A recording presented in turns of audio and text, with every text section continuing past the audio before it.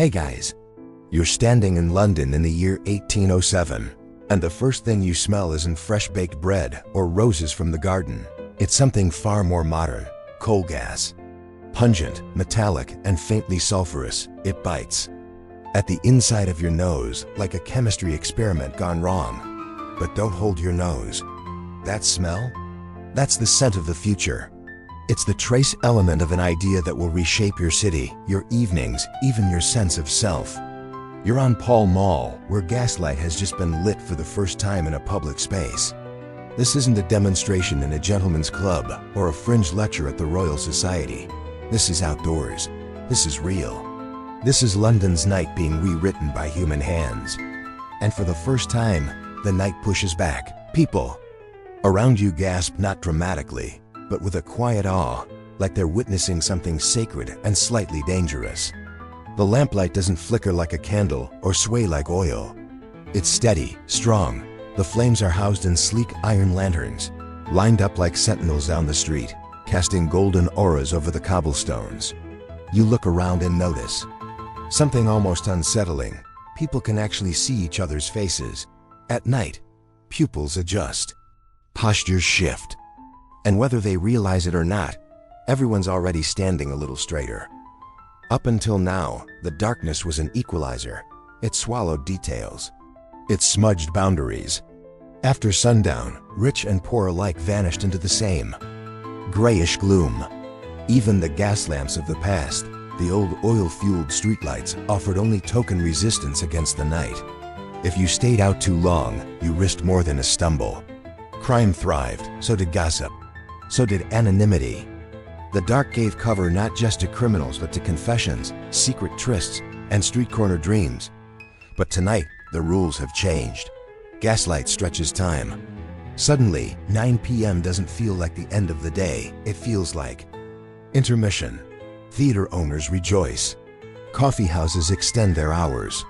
Tailors quietly start designing evening wear that's meant to be seen under artificial light. Shadow used to be style's best friend. Now it's competition. The city is adjusting in real time. So are you. And it hits you like doesn't just reveal, it reshapes. You stroll down Regent Street. Not long ago, this was a place of early curfews and muffled footsteps.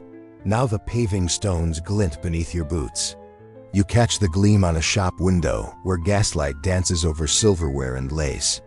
A group of women in pastel dresses laugh behind fans, bold enough to promenade without male escort. A coachman nods to you as he guides a lantern-lit carriage. And you think, with a small shock, this city feels safer. But is it really? Gaslight brings clarity, but not always comfort. When night was dark, you knew where you stood. The darkness gave you plausible deniability. Now you feel watched, not by police, not by a divine eye, but by each other. A street once shrouded in silence now hums with a new etiquette. Men hold their posture longer. Women choose colors that won't clash under yellow flames. Children are warned not to dawdle under the light, because if someone sees you there, they'll remember. And memories once planted don't always grow in the direction you want, and memory is dangerous. Francis Ronalds, a forward-thinking engineer, calls gaslight an illumination of the moral and physical world. He says it like a compliment, but others are less enthusiastic. One clergyman laments in the Morning Chronicle that gaslight emboldens wickedness with the mask of virtue. Translation: people no longer look guilty when they sin. In this light, even shame has good posture. Here's something your history teacher won't tell you. By 1813, just 6 years after this first public display, London's Gaslight and Coke Company had laid over 13 miles of underground pipes. That's right, 13 miles of highly flammable infrastructure buried beneath a city built mostly of wood. Progress and risk holding hands like lovers. Insurance agents had sleepless nights. Fire brigades quietly drew up new plans. But no. One wanted to stop the glow. You duck into a coffee house to collect your thoughts. The room glows with a half-dozen gas jets mounted to the walls. The atmosphere is warm, almost theatrical. A scholar beside you is ranting about Bentham's Panopticon. The prison designed so inmates never know when they're being watched. He says, "We are building our own panopticon, one flame at a time." Someone else counters, "Don't be dramatic, it's just light." The room chuckles nervously, but you're not so sure. You sip your coffee lukewarm and slightly burnt and gaze around. The light illuminates every wrinkle, every ink stain, every sideways glance. Number. Corner is truly private anymore. You're seeing people more clearly. But strangely, you're beginning to doubt what they mean. A woman smiles at you across the room. Is it warmth? Flirtation? Mockery? The gaslight makes her glow, but it also makes you second guess. And that's the irony, isn't it? You thought artificial light would make the world clearer. But clarity brings ambiguity. Because now that you can see everything, you start questioning everything. Is that man lying or just nervous? Is that dress elegant or garish? Light doesn't settle the debate, it intensifies it. Some people adapt. Theaters thrive. Night markets bloom. London's social elite embrace gaslight hours, holding salons that begin at midnight and end with croissants at dawn. Writers wax poetic about the new sensuality of gaslight. Poets speak of golden dusk that never fades. But beneath the glamour, a new unease bubbles. You hear whispers of over-illumination, a term coined by physicians to describe insomnia, caused by constant exposure to bright gaslight. Think of it. Sleeplessness, unease, hypervigilance sound familiar. Here's where the real twist begins. Nobody in 1807 calls it gaslighting. That term won't appear until the 1930s, in a play where a husband manipulates his wife into doubting her reality by dimming the gas lamps and denying he did so. But the emotional groundwork is being laid right now. Because even as you stand, bathed in light, you can feel the shadow creeping inward. Not outside, but inside your own mind. You leave the coffee house. The street is brighter than ever. The lamps hum softly with their open flames, and your shadow follows you, no longer a smudge but a crisp twin at your heels. The boots of a constable clink in rhythm just behind. A couple argues quietly beneath the lamppost. And you realize, gaslight didn't kill the darkness. It simply changed its shape. Now the darkness hides not in alleyways, but in suggestion. In second thoughts, in the spaces between words. And so, as you walk home, eyes squinting against the very light you once craved, you ask yourself the question no one dares say aloud yet. What if the future isn't clearer? What if it's just more confusing? You've closed the heavy front door behind you, muffling the clang of horseshoes and the clatter of wheels outside. Here, inside your London row house, everything feels warmer, but not safer. Gaslight leaks through the frosted fixtures. In the drawing room like a secret whispered behind a fan. It flickers more than it should. The dancing shadows on the wallpaper move as if they're part of some Victorian seance. And in a way, they are. This is where ghosts gather, not the kind that haunt cemeteries, but the quieter ones that haunt families. In this room, the gaslight has made intimacy theatrical. Emotions now perform under the soft orange glow, too dim to expose too bright to ignore. Your sister tightens her corset by mirror light and swears she's smiling, though you can't tell. Your father rereads the Times, not for news but for reassurance. And your mother, always seated closest to the gas jet, seems to control the flame itself, adjusting its hiss like one might adjust a child's tone. You've started to wonder if gaslight made the family more visible or more performative. Under the gentle glare, sincerity often fades.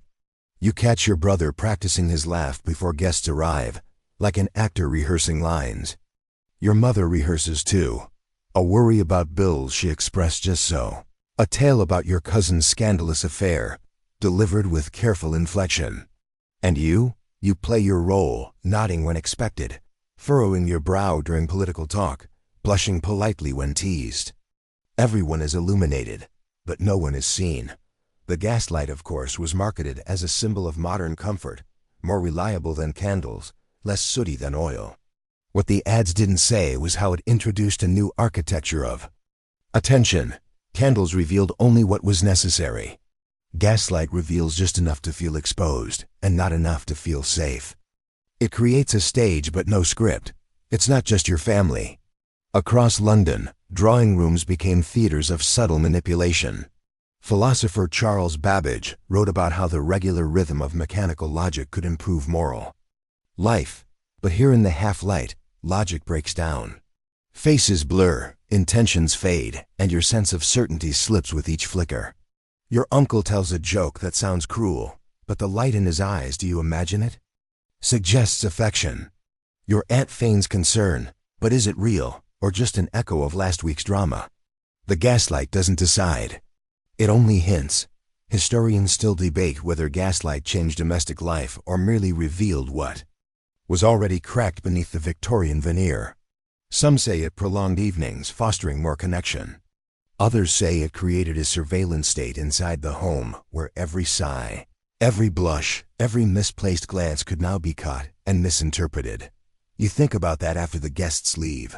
The room grows quieter and the gas sizzles softly as if whispering. You retreat to a corner, away from the light, and realize something. You've been curating yourself. Your laughter was edited. Your silence was strategic. Your surprise earlier when your brother mentioned the inheritance was half-acted, half-felt. And you hate that you can't tell which part was real. Gaslight changed the physics of emotion. It made shadows more honest than faces. It taught you to observe, to second-guess, to read between lines that were never written. In a well-lit room, you might have trusted your instincts. But here, the flame breathes like it's alive, and every truth is half-burned. There's a reason why gaslighting would someday become a psychological term. Already, in this room, you feel its prototype. Not as overt manipulation, but as erosion, a gentle chipping away at certainty. You no longer trust your perceptions. Did your mother say that with love or strategy? Did your father really nod in agreement, or was he just adjusting his glasses? Did you feel joy during the music recital, or was it just the warm light flattering your reflection? The strangest thing is, no one talks about it. The gaslight is just there, like wallpaper, like habit, like marriage. It's infrastructure, not subject matter. But infrastructure shapes feeling. If the air you breathe is slightly toxic, your moods change without explanation. If the light that fills your home is subtly unreal, your emotions start to mirror it. Pretty, staged, brittle. At midnight, when the jets are extinguished and you sit in true darkness, there's a moment of truth. Not because the dark is honest, but because it's unmediated. You feel your body differently. You hear the old wood creak without visual distractions. You remember things not lit by nostalgia. In darkness, your memory reclaims its autonomy. And so here you are, backlit by a technology meant to brighten the world, but instead it has cast everything in question. Tomorrow, you'll light the jets again. You'll rejoin the domestic drama. You'll nod, smile, laugh, perform.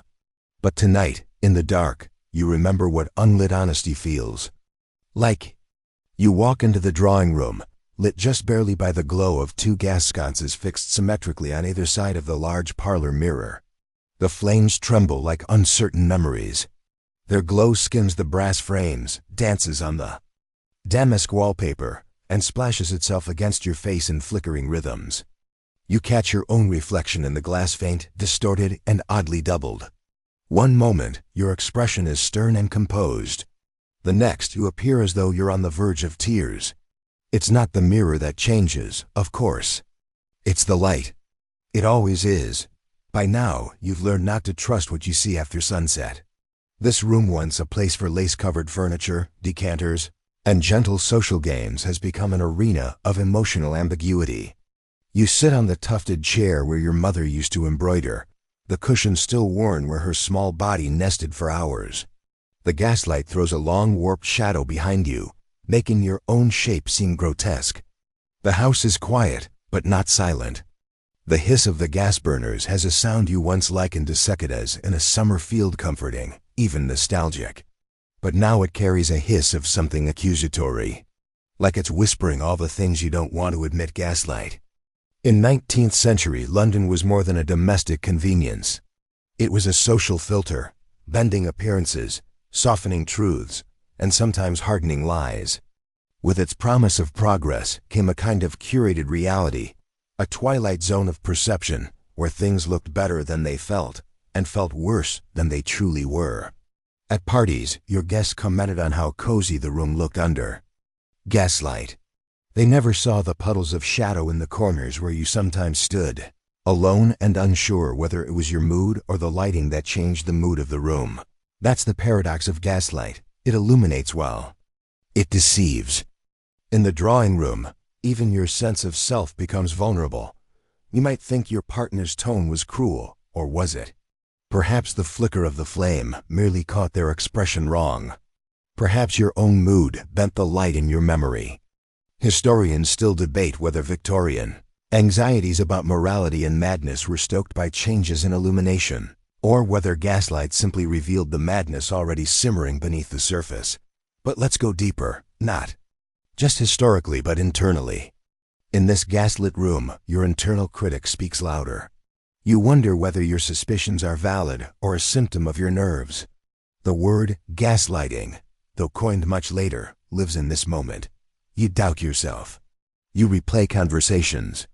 In your head, was he angry, or was that just the way the flame caught his face? Was she kind, or was it just the warm tint of the walls? This uncertainty becomes a kind of wallpaper to your inner world. Like the repeating patterns of the flock design in this very room, your thoughts loop. You look again at the mirror.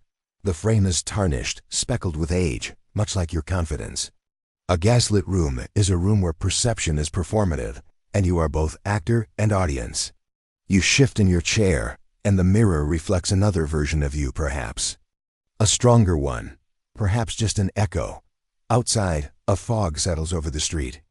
You catch glimpses of carriage lamps and the faint orange-yellow glow of more gaslights trailing off into the dark. It's an entire city caught in this theatrical glow, a whole populace half-seeing, half-believing. Even the lamplighters, those quiet silhouettes with long poles, are part of the illusion. They give you fire, but not clarity. There's something deeply philosophical here, you realize. The Stoics taught that what troubles us is not events themselves, but our judgments about them. But what happens when even our senses conspire against us? When the world you perceive is uncertain, not because it's chaotic, but because it's bathed in a light that lies? This is not just a sensory trick, it's an existential one. What can you rely on when even your own sight can't be trusted? A historian once noted that after gaslight entered the domestic sphere, diary entries from middle-class women became less confident, more introspective, more self-questioning. Was that because of increasing social pressure? Patriarchal expectations? Or was it, somehow, the flicker itself, the way it bent truth just slightly enough to make self-trust brittle? The mirror catches your gaze again. You rise. You cross the room and stare directly into it, forcing your eyes not to wander. You study your face in the trembling light. You tell yourself, I am here, I exist, I saw what I saw. But still, a part of you wonders. You blow out one of the sconces, the room dims further. You feel the chill of your own doubt, and then something else resolve. The other sconce continues to burn, casting a smaller, tighter glow. And in this diminished light, you feel strangely calmer. Like you're no longer trying to see everything. Like you've accepted that not all truths arrive brightly. The parlor, once a place for social ritual, is now your arena of self-interrogation. A site of psychic trial, of moral philosophy under the microscope of fire. Perhaps this is what gaslight was always meant to be, not just a tool of empire and modernity, but a mirror distorted, flickering, painful, that forces you to see yourself in pieces, and try, despite it all, to put those pieces back together. You sit again, quieter now, surrounded by things both familiar and faintly alien. No longer seek clarity from the mirror or the light. Instead, you close your eyes, you listen to the hiss. And in that tiny sound, you find the truth the flames could never show. You step outside into the pale evening, your boots tapping gently against cobblestones still slick from a recent drizzle. The air carries a cold, damp bitterness, and above your head, gaslight globes glow like hanging moons, fuzzy, yellow. Lo, This is a city made of whispers and silhouettes now. The London street, once vivid in daylight, has become a theater of partial truths. You pass strangers, whose faces appear for a moment in the lamplight brief portraits lit like the opening frames of a silent film. A man in a top hat strides by with purpose, but his eyes are sunken and blurred by shadow. A woman clutches her shawl tight against her throat, half seen, her features shifting as she moves beneath each pool of light. Their expressions float in and out of existence, like ideas you almost understand but can't quite name. Gaslight makes everyone look more romantic, more haunted, or both. You think, what if this city is performing for itself? You cross into a square where the lamps curve in a ring, encircling the plaza like sentinels. Children play in the amber light, their laughter a sharp contrast to the gloom behind them. You watch as one of them, just a little boy, steps outside. The glow, his form is instantly swallowed by shadow. You blink, startled.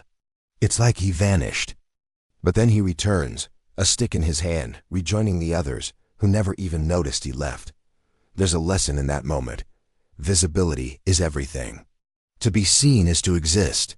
To be unseen is a kind of social death. And gaslight, fickle and selective, becomes a force that writes and unwrites identity in real time. It's not just about illumination anymore. It's about who gets to be fully seen. A strange hush hangs in these streets. Gaslight seems to quiet things, not because people talk less, but because the light mutes their outlines.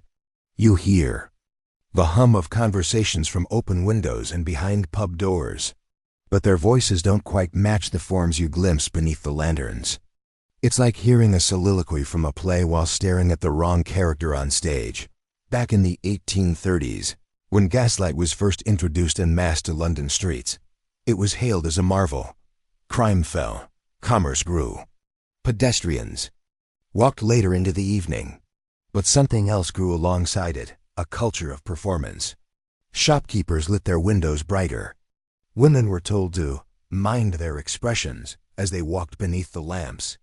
Even the poor learned to position themselves just right under the glow to avoid suspicion.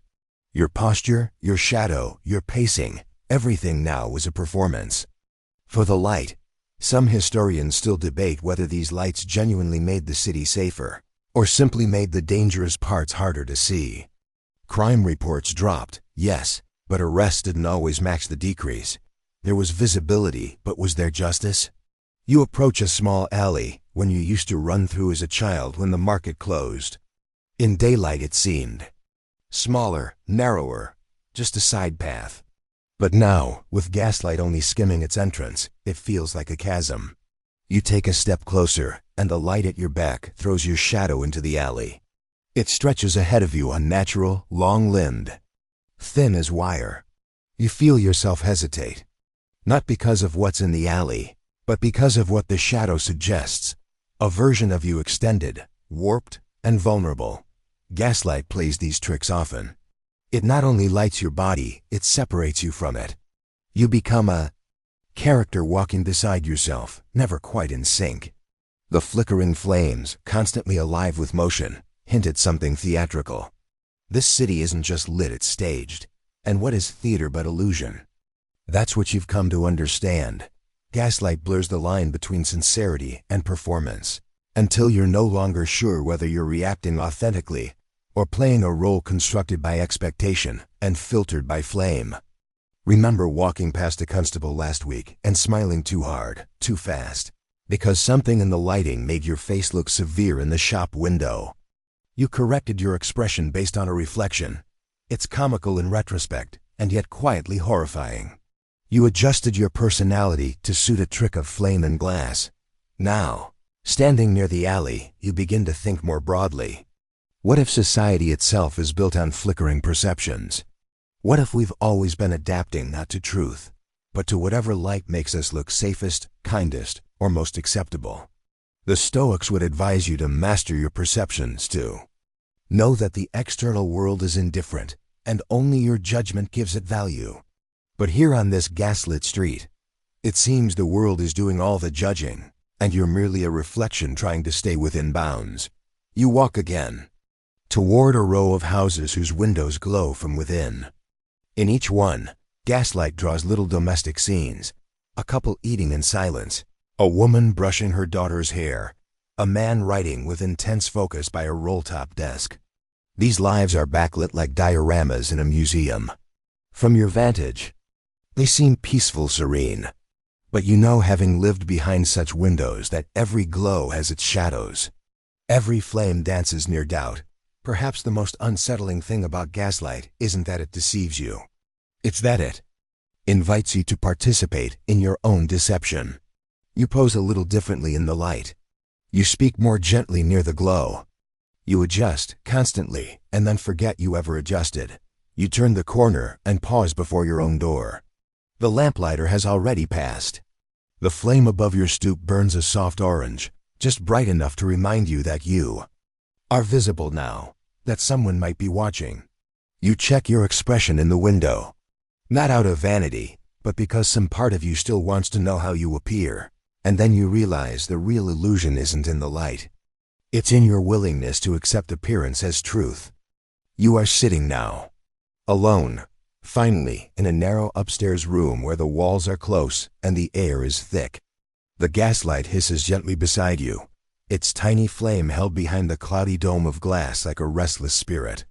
There are no windows here, no outside glances, just this yellow flicker, and you think you should feel safe here, removed from the public theater of streets and parlors, shielded from the subtle performances that gaslight demands. But something persists, even here in solitude, the expectation of scrutiny, the echo of an audience, though no one is watching. It's not the flame that watches you. It's something it left behind. You realize now that gaslight has moved from outside to inside. You shift in your chair. The flame dances slightly, and shadows ripple across the plaster wall. One of them looks like your profile distorted, grim, unkind. For a moment, you feel judged by your own silhouette. That more than anything unsettles you. Not because it looks wrong, but because it feels familiar. Too familiar. The room is quiet, but your thoughts are not. You begin to notice how gaslight has reshaped your mind, slowly and quietly. Not with force, but with suggestion. It didn't demand obedience, it whispered questions. Did you see that correctly? Are you remembering that conversation as it happened? Did she really mean it that way? Are you overreacting? Are you imagining things again? This is what makes it powerful. Gaslight doesn't need to change the world around you. It only needs to make you question whether you know the world at all, or yourself.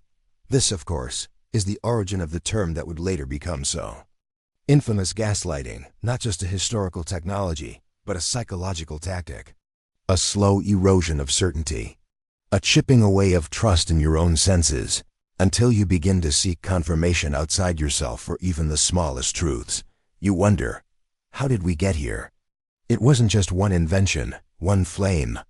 It was the entire shift in how light reorganized power, who could control what was seen, what was known. Landlords deciding which tenement corridors got lighting. Policemen patrolling only the gaslit streets. Gentlemen observing their wives. Expressions under carefully installed drawing room flames. Visibility became surveillance. And surveillance became a method of control.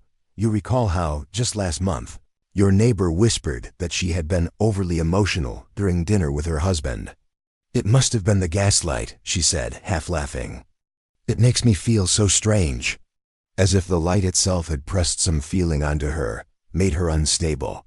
But maybe, you think now, she wasn't unstable. Maybe she was being told to doubt the shape of her own emotions, because they weren't flattering under that particular glow. Stoic philosophy tells you that impressions are not facts. Epictetus warned you not to be swept away by appearances. And yet, what is gaslight, if not the perfect deceiver of impressions? It takes reality and wraps it in warmth, in elegance, in charm. And then, like the most insidious thoughts, it asks you to believe that comfort equals truth. But sometimes, truth is not comfortable. Sometimes it's harsh, like unlit corners or the silence that follows a hard question. To live honestly in a gaslit world, you must be willing to walk into those corners, to listen for what isn't said, To trust the quiet inner voice, even when it trembles. You glance again at the wall. Your shadow has shifted. Now it seems smaller, withdrawn, like something trying not to be noticed. And it occurs to you, maybe you've been shrinking all along. Not in body, but in conviction. In clarity. That's the final phase of gaslight's influence. It colonizes your inner world. You begin to filter your thoughts before you even think them fully. You pre-censor. You reframe feelings as misunderstandings. You second-guess joy, fear, doubt, until your internal dialogue becomes a string of apologies to no one in particular. This isn't merely historical anymore. It's existential. You begin to wonder how long it's been since you trusted your instincts without apology. Since you felt something, anger, grief, wonder, and didn't immediately ask yourself if it was appropriate, acceptable, justified. By others, gaslight hasn't just cast shadows on the wall. It's installed them inside you. And yet, and here's the surprising part, gaslight also reveals. It forces you to become intimate with doubt, to recognize its voice. Over time, you learn to tell the difference between self-correction and self-erasure, between humility and submission, between discernment and denial. You start to see that awareness itself becomes a form of resistance. You remember a Stoic practice, premeditatio malorum, the premeditation of evils. To imagine the worst, not to invite it, but to prepare your mind, not to be deceived by ease or lulled by comforts. Perhaps, in a strange way, gaslight teaches a similar vigilance. It makes you a philosopher of your own mind, alert to distortions. Of course, not everyone benefits equally. Some are crushed under this weight. The poor, the voiceless, the mentally ill, all rendered suspect under a light that makes ordinary behaviors seem strange. A woman crying in her flat becomes hysterical. A man pacing outside a pub becomes dangerous. The light becomes prosecutor, jury, and judge. Historians still debate whether gaslight was a technological advance or a cultural trap, whether it pulled people forward into modernity or tethered them to more subtle chains. But you're no longer interested in the argument. You've lived its legacy. You've sat in this room, thinking thoughts you're afraid to speak, and now you decide to speak them. You stand slowly, the flame flickers. Your shadow follows. You move not toward the windowless wall, but toward the small mirror propped on the table. It's old, flecked with silver decay, the kind that makes your face appear both closer and farther away. You look into it and speak aloud. I trust what I saw. I trust what I felt. The words sound strange at first, but not false. You realize, in a world of shifting lights and flickering perceptions, reclaiming your own reality is a kind of revolution. You reach out and turn down the gas. The hiss fades. The shadows vanish. Darkness doesn't frighten you anymore. As the gaslight spread its steady glow, transforming the very fabric of London's nights, it inevitably cast its light upon the murky world of crime and policing. You see, darkness has always been a criminal's best friend, a cloak for illicit activities, a haven for the unseen. So when the city began to push back the shadows with a persistent, man-made radiance, the underworld had to adapt. Imagine, if you will, a game of hide-and-seek where the seeker suddenly gets a powerful flashlight. It doesn't end the game, but it certainly changes the rules dramatically, irrevocably, and with consequences that echo through alleys and courtrooms alike. Before the widespread adoption of gaslight, London's unlit alleyways were truly perilous. A nocturnal stroll wasn't just inadvisable. It was an act of courage, or perhaps folly. Street corners dissolved into pitch, doorways became hiding places, and cobblestones echoed with unknown footsteps. Footpads and highwaymen operated with relative impunity under the cover of absolute darkness, their movements concealed, their identities hidden. The sheer anonymity of the night was their greatest asset. It's almost impossible for us, living in our brightly lit world of street lamps, headlights, and motion sensors, to truly grasp the fear and vulnerability that permeated the streets after dusk in the 19th century. You'd probably think twice about even stepping out to check your mail, let alone venturing into a dark alley teeming with the threat of real violence. With the advent of gaslight, The tables began to turn, albeit slowly and not without resistance. The main thoroughfares, now bathed in a soft yellowish glow, became less inviting for overt street crime. A pickpocket or a mugger operating on a brightly lit street was far more likely to be seen, identified, and apprehended. Witnesses could actually describe faces, policemen could more easily spot disturbances, and victims had a chance of being heard and helped. This forced criminals to either retreat into the still darker side streets and less developed quarters, or to devise new, more subtle methods of operation. It was a clear demonstration of how technology, even seemingly benign and inert technology, can profoundly impact social dynamics. You could almost hear the frustrated grumbles of the less adaptable rogues, suddenly finding their traditional hunting grounds too well illuminated, their nightly rituals of theft and escape now choreographed under watchful lights. However, the gaslight wasn't a magic bullet that eradicated crime. In fact, in some ways, it merely shifted its form. The increased visibility on main roads could also lead to new opportunities for con artists and swindlers, who might operate more effectively under the public gaze, relying on their charm, sleight of hand, and psychological manipulation rather than brute force or stealth. The social theater of the gaslit streets offered a perfect stage for such performances. Furthermore, the very presence of light could also draw attention to potential victims, making them easier targets for those operating from the periphery or watching from the shadows beyond the glow. Historians still engage in vigorous debate about whether the initial effect of gaslight on overall crime rates was a net positive or simply a redistribution of criminal activity. What is clear, however, is that the old ways of street crime had to evolve under the new regime of visibility. The transformation of street lighting also played a crucial role in the professionalization and effectiveness of modern policing. As we discussed earlier, the Metropolitan Police Force, established in 1829 by Sir Robert Peel, benefited immensely from the improved visibility that gaslight offered. Bobbies, as they were colloquially known, could now patrol larger areas more effectively, their distinctive blue uniforms more visible in the night, their presence more reassuring. Citizens who once feared the dark might now look out their windows and spot a constable under a lamp, standing with quiet vigilance. The gaslight literally shone a light on areas that had previously been black holes for law enforcement, allowing for more organized, systematic, and preventive patrols. It's a bit like equipping a police force with night vision goggles, suddenly making vast, previously unobservable areas accessible and manageable. This symbiotic relationship between improved lighting and organized policing laid the foundation for a safer, more ordered urban environment that would slowly emerge in London. The whispers in the alleyways, though not entirely silenced, became less menacing, their secrets a little more exposed by the persistent, gentle glow. The lantern became both a deterrent and a symbol of vigilance, of change of the city's claim on its own nighttime territory.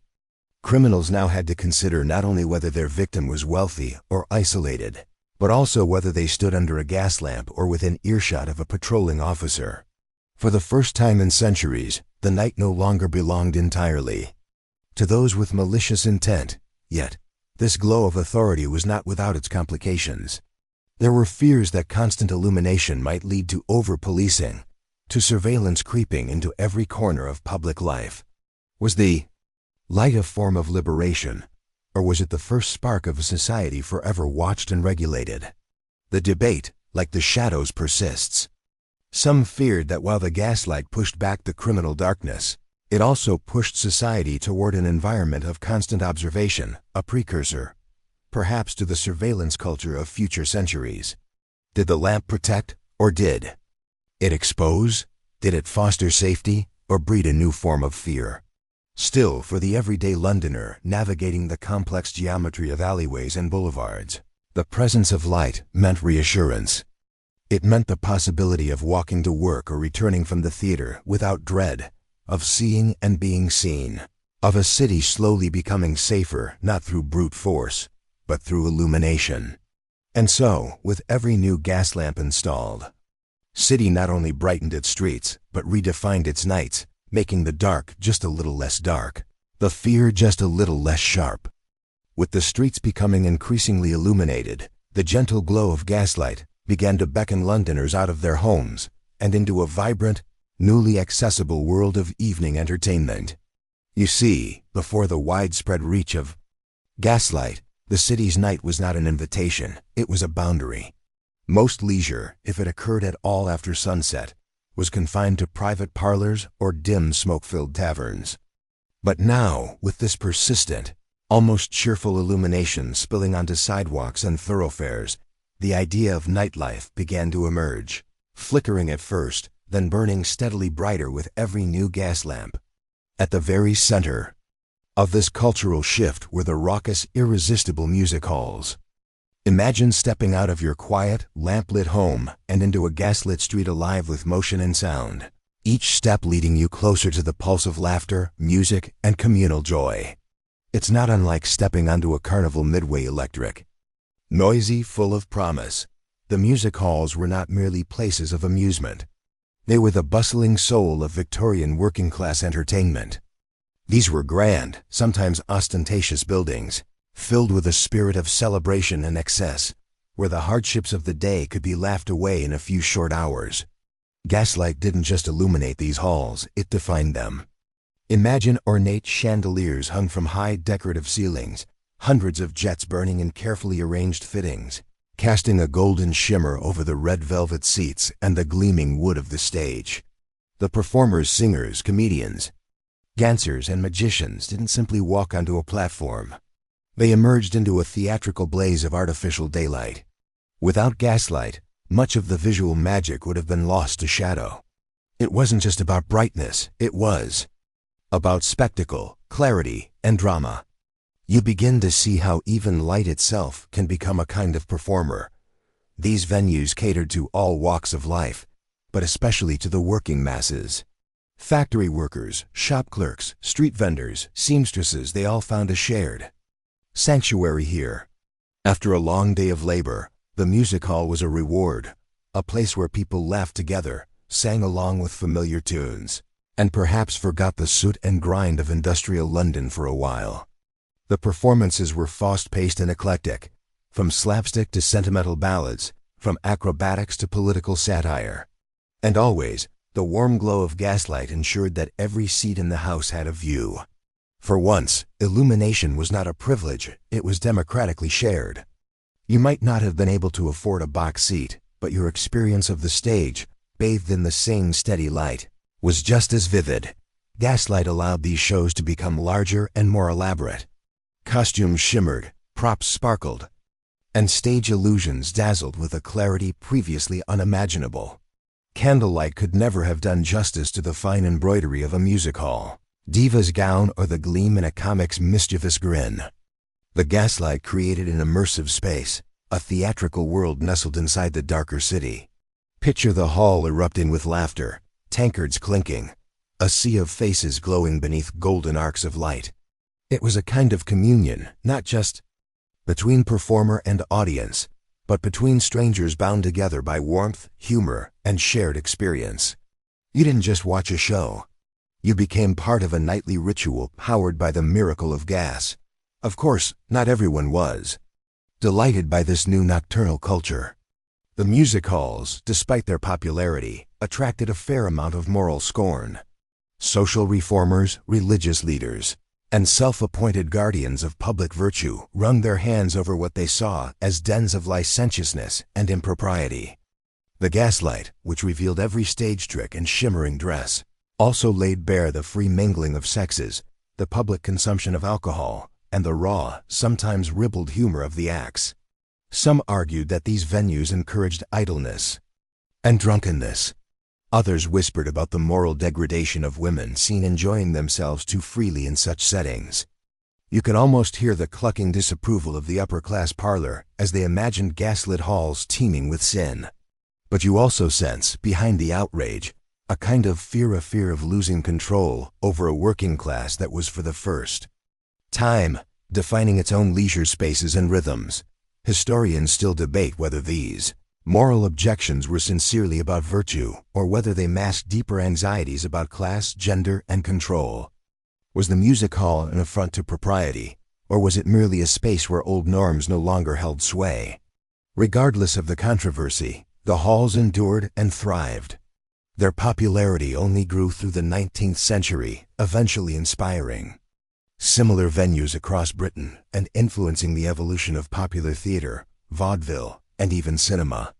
The gaslight was not incidental to this development, it was foundational. Without it, these nightly gatherings would have remained smaller, dimmer, and far less transformative. Imagine trying to stage a full chorus line in candlelight. You'd barely see the dancers, let alone appreciate the choreography. So the next time you think of Victorian London, don't picture only the fog, the cobblestones, or the chiming of Big Ben. Picture the laughter echoing through gaslit halls, the music drifting down glowing streets, the working-class men and women dressed in their best, stepping into a world that, for a few hours each night, belonged entirely to them. The gentle illumination of the gas lamps didn't just light the path, they lit a cultural awakening, a joyful defiance of darkness that turned the city into a stage. The music halls were not just places to pass the time, they were crucibles of expression, community, and light, made possible by the very science that had banished the night. You step into a hall where the air is thick with varnish and the subtle breath of old canvases. The walls glimmer under rows of flickering gas jets, each flame guarded by a delicate glass globe. Shadows cascade down carved cornices and ripple across the painted surfaces. This is not just the Royal Academy or the new Grosvenor Gallery. You could be anywhere in the city where art and gaslight have become lovers. You're not here merely to look. You're here to feel how gaslight makes vision a ritual, not a function. Under this spectral haze, oil paintings shimmer as if alive, crimson velvet glows, lapis lazuli gleams. Gaslight does not merely illuminate, it conjures. The effect is transformative. A Turner marine glows like a fire trapped in fog. A pre-Raphaelite maiden stares out from a gilded frame, her eyes catching light that seems too emotional, too knowing for a pigment to hold. You wonder, was she painted by daylight and reborn in gaslight? There's a sense that the art changes at night, its meaning bending under the amber hue. The gaslight adds a mood, a veil of introspection, as if every painting has become a mirror to the soul rather than a window to the world. The chiaroscuro isn't just on the canvas. It's in your mind, triggered by this tender assault on your senses. You can't help but notice how critics have changed their tone since the galleries lengthened their hours. Paintings are no longer judged in the harsh clarity of noon, but in the staged drama of dusk. Reviews speak of works unfolding under gas, as though time, like light, must be coaxed into revealing truth. Artists, ever responsive, begin to adapt. Some start visiting galleries at night to see how their work performs under the gas glow. The change isn't just aesthetic, it's ontological. Art becomes performance. The static becomes dynamic. Historians still debate whether the move to gaslit exhibition spaces signaled the dawn of modern art or the twilight of objective perception. The city, of course, is full of contrasts. As you leave the gallery and walk home, you pass shopfronts gleaming with the same gaslit allure. A butcher's window looks like a Caravaggio study. A haberdasher's display of silks glistens with more sensuality than a Botticelli. The boundaries between art and commerce, between canvas and commodity, dissolve in the burn of the flame. You realize gaslight doesn't discriminate. It elevates, dramatizes, even deceives. It transforms perception into a kind of belief. And belief, you suspect, is now the medium of every medium. But all this has consequences. The new intimacy with art is also a new vulnerability. Under gaslight, beauty becomes more private, more insidious. There's a certain fatigue in always being moved. The eye tires. The mind absorbs too much feeling too quickly. You imagine how a painting that stirred you at first now haunts you at night, its colors etched in your mind like afterimages. Emotional saturation becomes a side effect of exposure. Critics call this aesthetic exhaustion, and you nod. Though part of you wonders if they're really speaking of something deeper. Perhaps gaslight has turned art into an emotional stimulant, one that never quite lets you return to rest. There's humor in it too, absurdities that can only happen under this peculiar glow. One painter famously declared he would never show in gas again, claiming his meticulously rendered greens had turned into bile and swamp. Another accused the gaslight of flattering the vulgar and betraying the subtle. You chuckle, imagining canvases filing libel suits against their own lighting. And yet, you understand their point. Gaslight reveals and distorts, uplifts and undermines. It plays favorites. It gives life but never evenly. Like fortune, it burns bright but never fair. The metaphors are hard to ignore.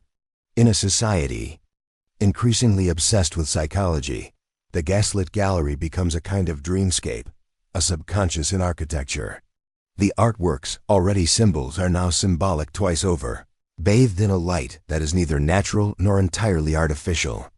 It's as if your mind, exposed to this aesthetic double vision, becomes hyper-aware of its own subjectivity. You begin to question the solidity of perception itself. Is this painting truly beautiful, or is it merely lit beautifully? Are you moved, or are you manipulated?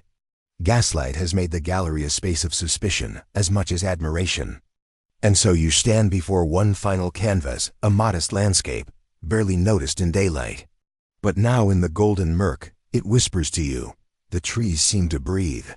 The river appears to glisten. You're transfixed not because it's grand, but because it feels alive in a way you cannot explain. This is the gaslight's final trick. It lends life where none was before. It casts the still into motion, the finished into becoming. Art under gaslight is never complete.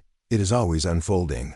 As you leave the gallery and step once again into the street's uncertain glow, you're no longer sure what was art and what was illusion. You walk slower, not out of fatigue, but from a strange reverence.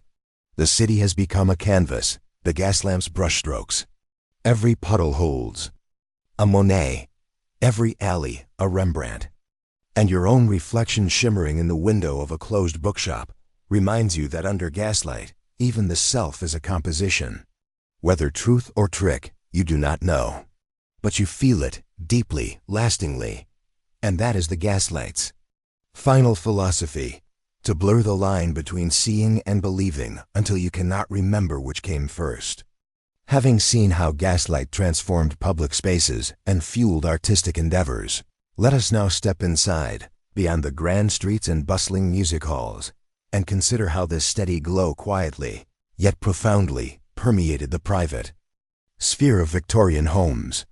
You see, while street lighting was a grand civic spectacle, bringing gas into residences was an intimate revolution, one that changed the very fabric of domestic life.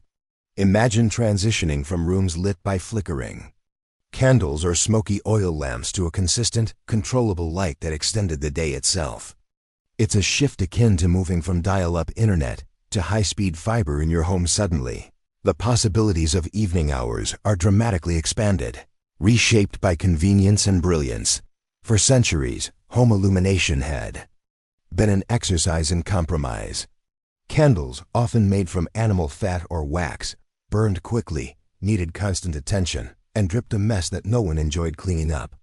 Oil lamps, though brighter and longer lasting, required frequent refilling, careful adjustment of the wick, and regular cleaning of soot-blackened chimneys.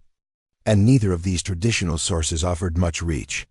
Evening activities in the Victorian home were huddled affairs, often centered around a single source of light, forcing the entire household into close physical proximity, not necessarily by choice, but by necessity.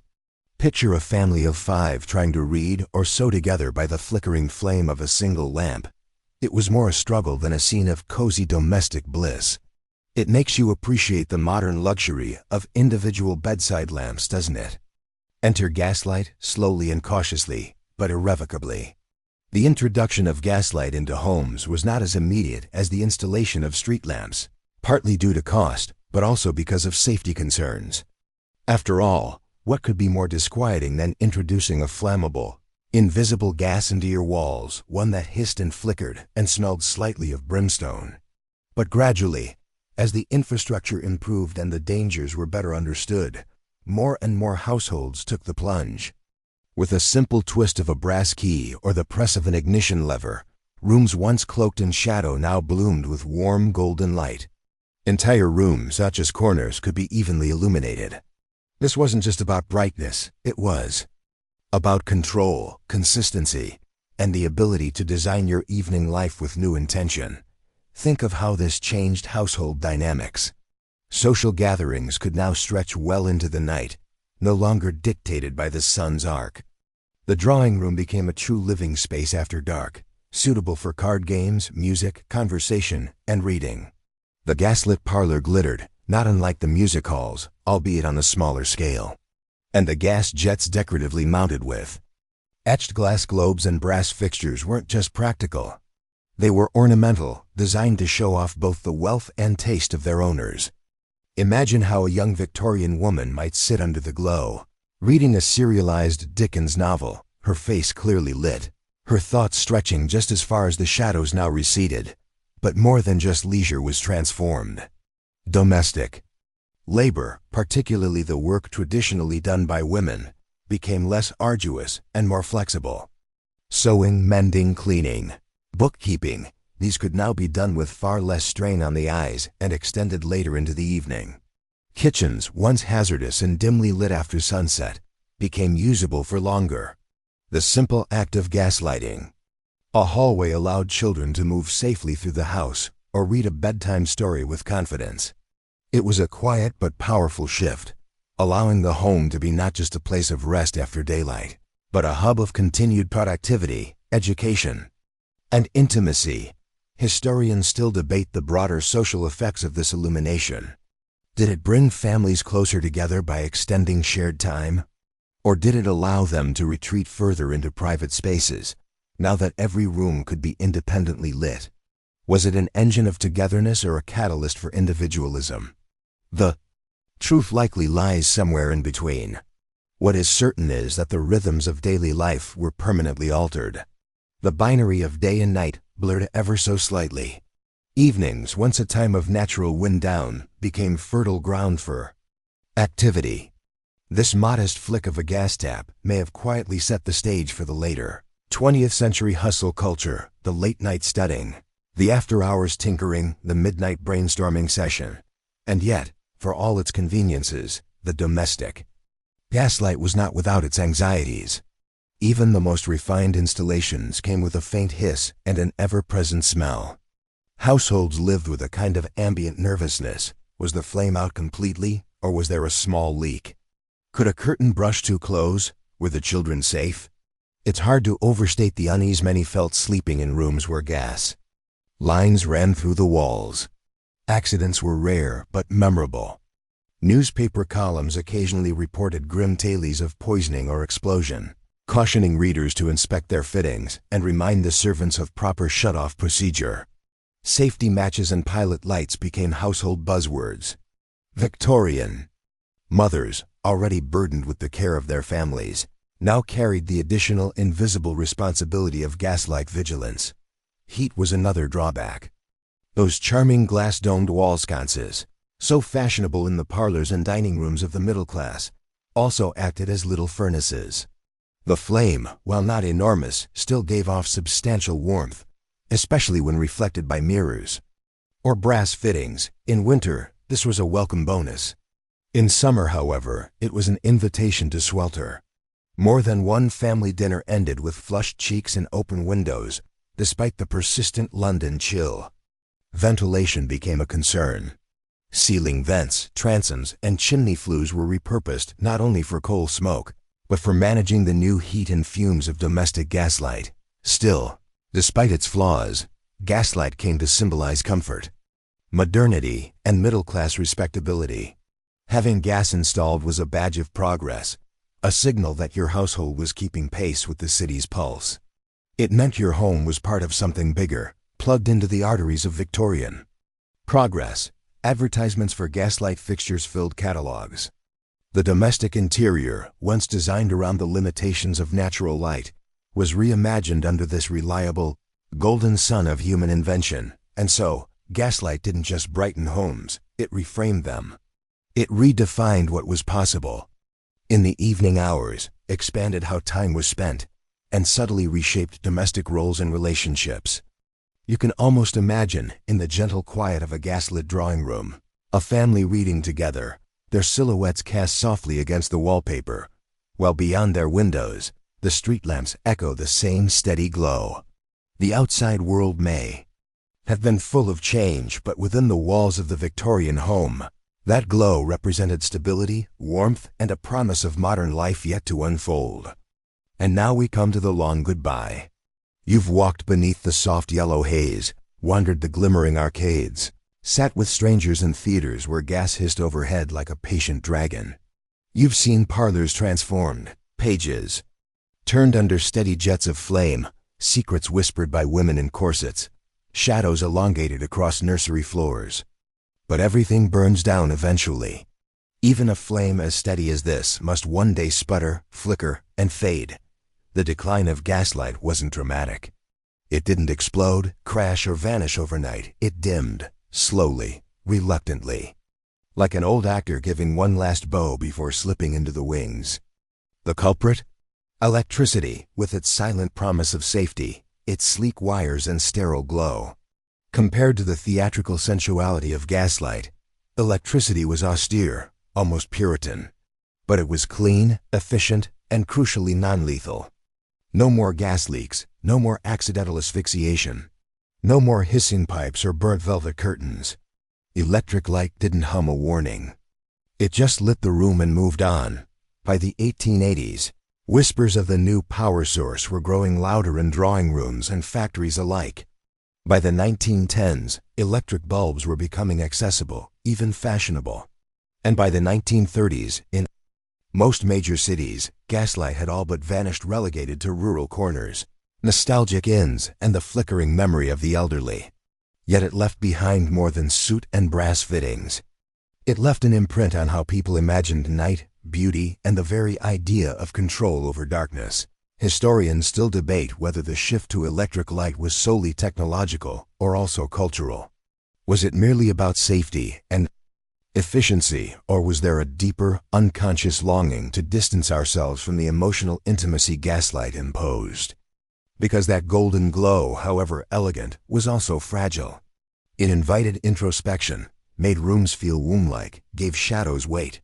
Under electric light, you no longer whispered. You announced. You no longer paused in the hallway to study the curve of your lover's shoulder. You simply flicked the switch and saw it all at once. Gaslight, in its prime, did something profound. It taught people to see slowly. The way your eyes took time to adjust to its warmth. The way figures appeared first in silhouette, then emerged into full form. There was a ceremony to it, an atmosphere. Electric light, though brilliant, was impatient. It threw everything into view without context or mood. It democratized vision, made all things equally visible: clothes, dust, faces, disappointment. Where gaslight invited you into mystery, electric light offered only clarity. But the strangest thing? Even as gaslight disappeared, it didn't leave. Not entirely. It burrowed into memory, into metaphor, into art. Writers couldn't stop referencing it. Gaslit streets, gaslit dreams, gaslit lies. Painters missed its shadows. Lovers longed for its suggestion. Even today, people describe mood lighting as warm or glowing because they're unconsciously chasing the afterimage of gaslight. A softness we barely remember, but instinctively crave. And then there's the term that twisted. The legacy, gaslighting.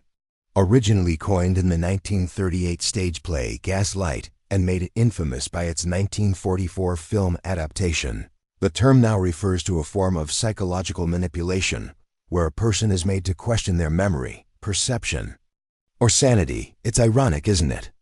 That something once associated with comfort and elegance is now synonymous with deception and cruelty. The metaphor, though, fits uncomfortably well. Gaslight, after all, was a fickle flame, sometimes steady, sometimes dimmed by a gust or flickered by pressure changes. It could make shadows dance unexpectedly. It could conceal as easily as it revealed. And isn't that precisely how manipulation works? Not by plunging someone into darkness, but by making them doubt the light. You can't help but wonder, did people feel this psychological shift when the lamps came down?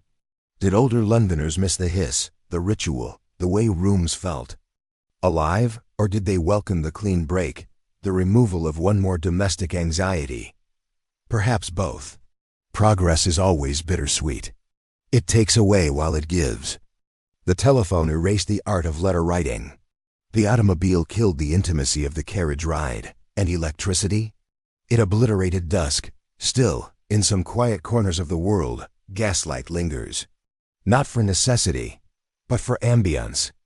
Restored Victorian hotels keep it alive in their lounges. Some historic districts like parts of Berlin, Prague, and even a few streets in Boston and New Orleans still glow at night with that same pale amber hue. You might find yourself standing beneath one someday and feel something stir. A kind of ancestral recognition. A sense that night, once upon a time, was gentler, because here's the thing. The end of gaslight wasn't just the end of a lighting method. It was the end of a pace, a tempo, a way of moving through darkness that required patience, presence, and respect for the unknown. You didn't just flip a switch. You lit the jet. You adjusted it. You watched it bloom. In doing so, you marked a transition from day to night, from activity to intimacy, from the public world to the private realm. Gaslight turned on like a sigh. It's tempting to romanticize all this, of course. Gaslight wasn't always kind. It polluted. It leaked. It overheated rooms and caused the occasional explosion. But the nostalgia isn't for the brass fittings or the carbon monoxide. It's for the slowness, the intentionality, the way it made you pay attention to space, shape, and shadow. Now you walk down lead-lit avenues, past backlit signs, and fluorescent windows, and the night feels less like night. It's bright, it's efficient, it's uninterrupted. But somewhere deep in your memory, or perhaps in your emotional muscle, you remember what it meant to lean into the hush, to read by the slow flicker of flame, to believe that illumination could be a feeling, not just a function. So next time you dim the lights for dinner, or switch on a warm-toned lamp instead of the ceiling fixture, consider this. You're conjuring a ghost. Not a spooky one, but a comforting presence. The ghost of gaslight. Not dead, just resting. Humming softly in the margins of modern life. And if you listen closely, really closely, you might still hear it. A hiss. A bloom. A glow. And the slow golden fading of a world that once learned to light its nights with poetry. You walk the streets now not just bathed in light, but ensnared in something far grander power. Not just the kind that illuminates cobblestones or brings warmth to the parlor, but a deeper, quieter dominance stitched through the very veins of the city by a new kind of monarch, the gas company giants. Their empire is invisible by day, but come dusk, their dominion blazes forth in every jet, every hiss of flame, every block that gleams unnaturally golden under their watchful infrastructure. You see, providing light to a vast metropolis isn't merely a public good, it is big business. It is capital in copper, contracts in coal, and above all, control. The gas companies don't just bring illumination. They bring pipelines, employment, investment, leverage, and sometimes fear. They operate like sovereign nations within a city, with their own logic, their own borders, and an army of workers to carry out their vision. You can almost hear the clink of coinage echoing in gaslit boardrooms, the scent of ambition drifting just behind the coal smoke. It began fittingly with a charter and official crown kiss to commerce. In 1812, the Gaslight and Coke Company was granted a royal charter, legitimizing what had previously been wild experimentation into a legally enshrined utility. This was the birth of the chartered company, and it soon positioned itself not just as a provider of light, but as the arbiter of how, where, and when that light would shine. But it was not alone for long. Like moths to the flame, rivals gathered, the Imperial Gaslight and Coke Company, the City of London Gaslight Company, the Phoenix Gas Company, all keen to stake their claim on the glowing frontier. Competition was fierce, brutal even. Companies engaged in literal turf wars, digging up one another's pipelines under cover of darkness, offering cheaper rates to poach entire boroughs. Legal battles smoldered in courtrooms while pickaxes clanged in the my earth. It was an unregulated maelstrom, half industrial revolution, half opera of greed. And yet, amid this chaos, a new kind of city emerged. One laced not only with flame but with financial muscle, legislative maneuvering, and corporate choreography. The infrastructure itself became a kind of monument to ambition. Massive gasworks rose on the banks of the Thames and beyond, belching smoke by day and powering an entire city by night. Here, armies of laborers worked around the clockstokers and pipe fitters, engineers and watchmen, each playing a part in the great combustion symphony. You imagine the rhythmic clang of tools, the low thunder of gasometers expanding and contracting like iron lungs. The city breathed because they made it breathe. It wasn't just about infrastructure, it was about influence. The gas companies cultivated it carefully. With vast budgets and growing political heft, they shaped city policy, nudged municipal decisions, and lobbied parliament with eloquent fervor. A lighting contract here, a zoning decision there, it was all part of the game. And the companies played it well. They argued, quite persuasively, that they were not monopolists, but modernizers, not profiteers, but patriots ushering London into a new golden age. Historians still debate how genuine these intentions were, whether their public-mindedness was principle or mere polish. But the fact remains, the gas companies held real power, and they wielded it with strategic precision. Their presence extended even into the household. Gas meters became fixtures of domestic life and billing. Cycles introduced an early, almost unsettling modernity. You could now be late on a gas bill. You could be disconnected. Light had become a commodity, rationed by rates and measured by dials. This was progress with teeth. Some grumbled that light, once the domain of the sun and the stars, had now become an expense line in the family ledger. Others welcomed the regularity, the dependability, the marvel of a city governed by calculated flame. It's easy now to romanticize. But it wasn't all gleaming order. With rapid expansion came inevitable inefficiencies. Leaks abounded, especially in hastily constructed suburbs. Corruption sometimes festered in the awarding of contracts. Customer service could be dismissive, even arrogant. The companies, flush with success, occasionally forgot that the people they served were not simply figures in a ledger, but citizens whose lives flickered under every gaslight they installed. Protests broke out, sometimes small and scattered, sometimes loud and organized. Letters flooded newspapers. Local councils bristled at perceived overreach.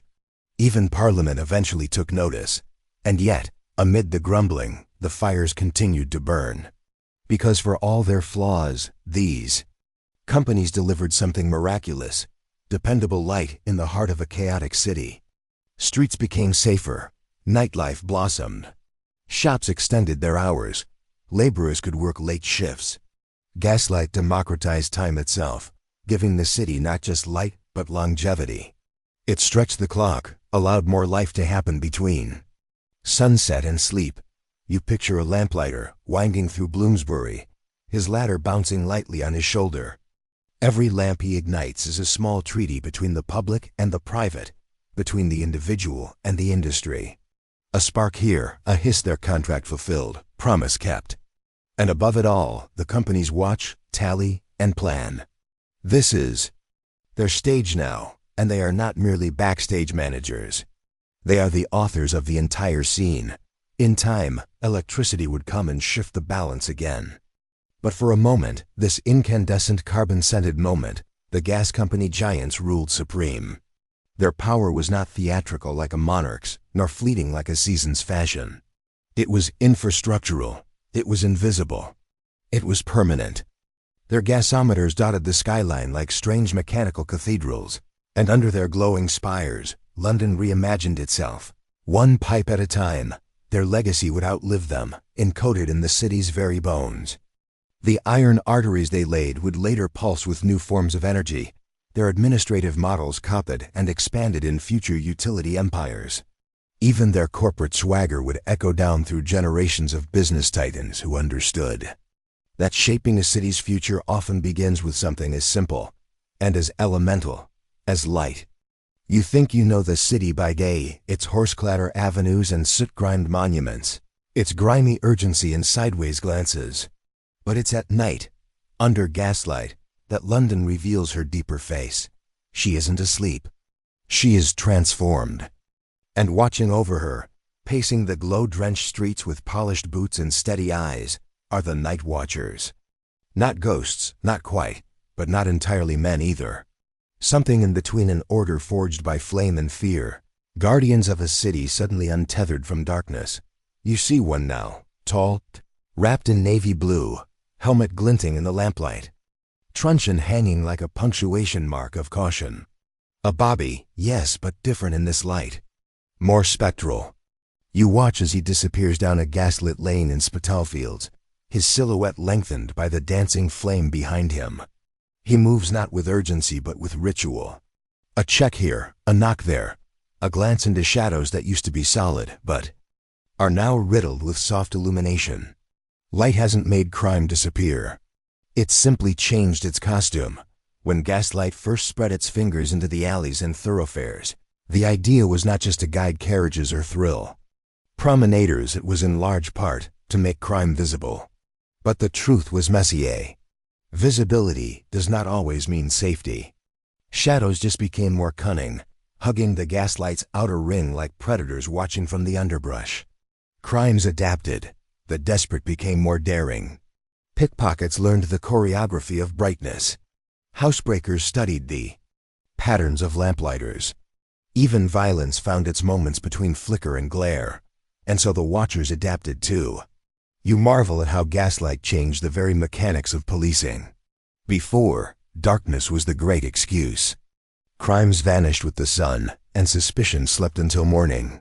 But with gaslight, the hours stretched, and so did the responsibilities of law enforcement. Patrols doubled. Reports thickened. A new science of surveillance bloomed in the sodium-colored dusk. Where once a constable might vanish with the fog, now he was illuminated, an emblem of civic order under the company flame. Still, the gaslight cast strange shadows, not only on criminals, but on the watchers themselves. Power, after all, always performs better when backlit. Some constables learned to use the light as performance, appearing more omnipresent than they truly were. A flicker of a uniform across the square.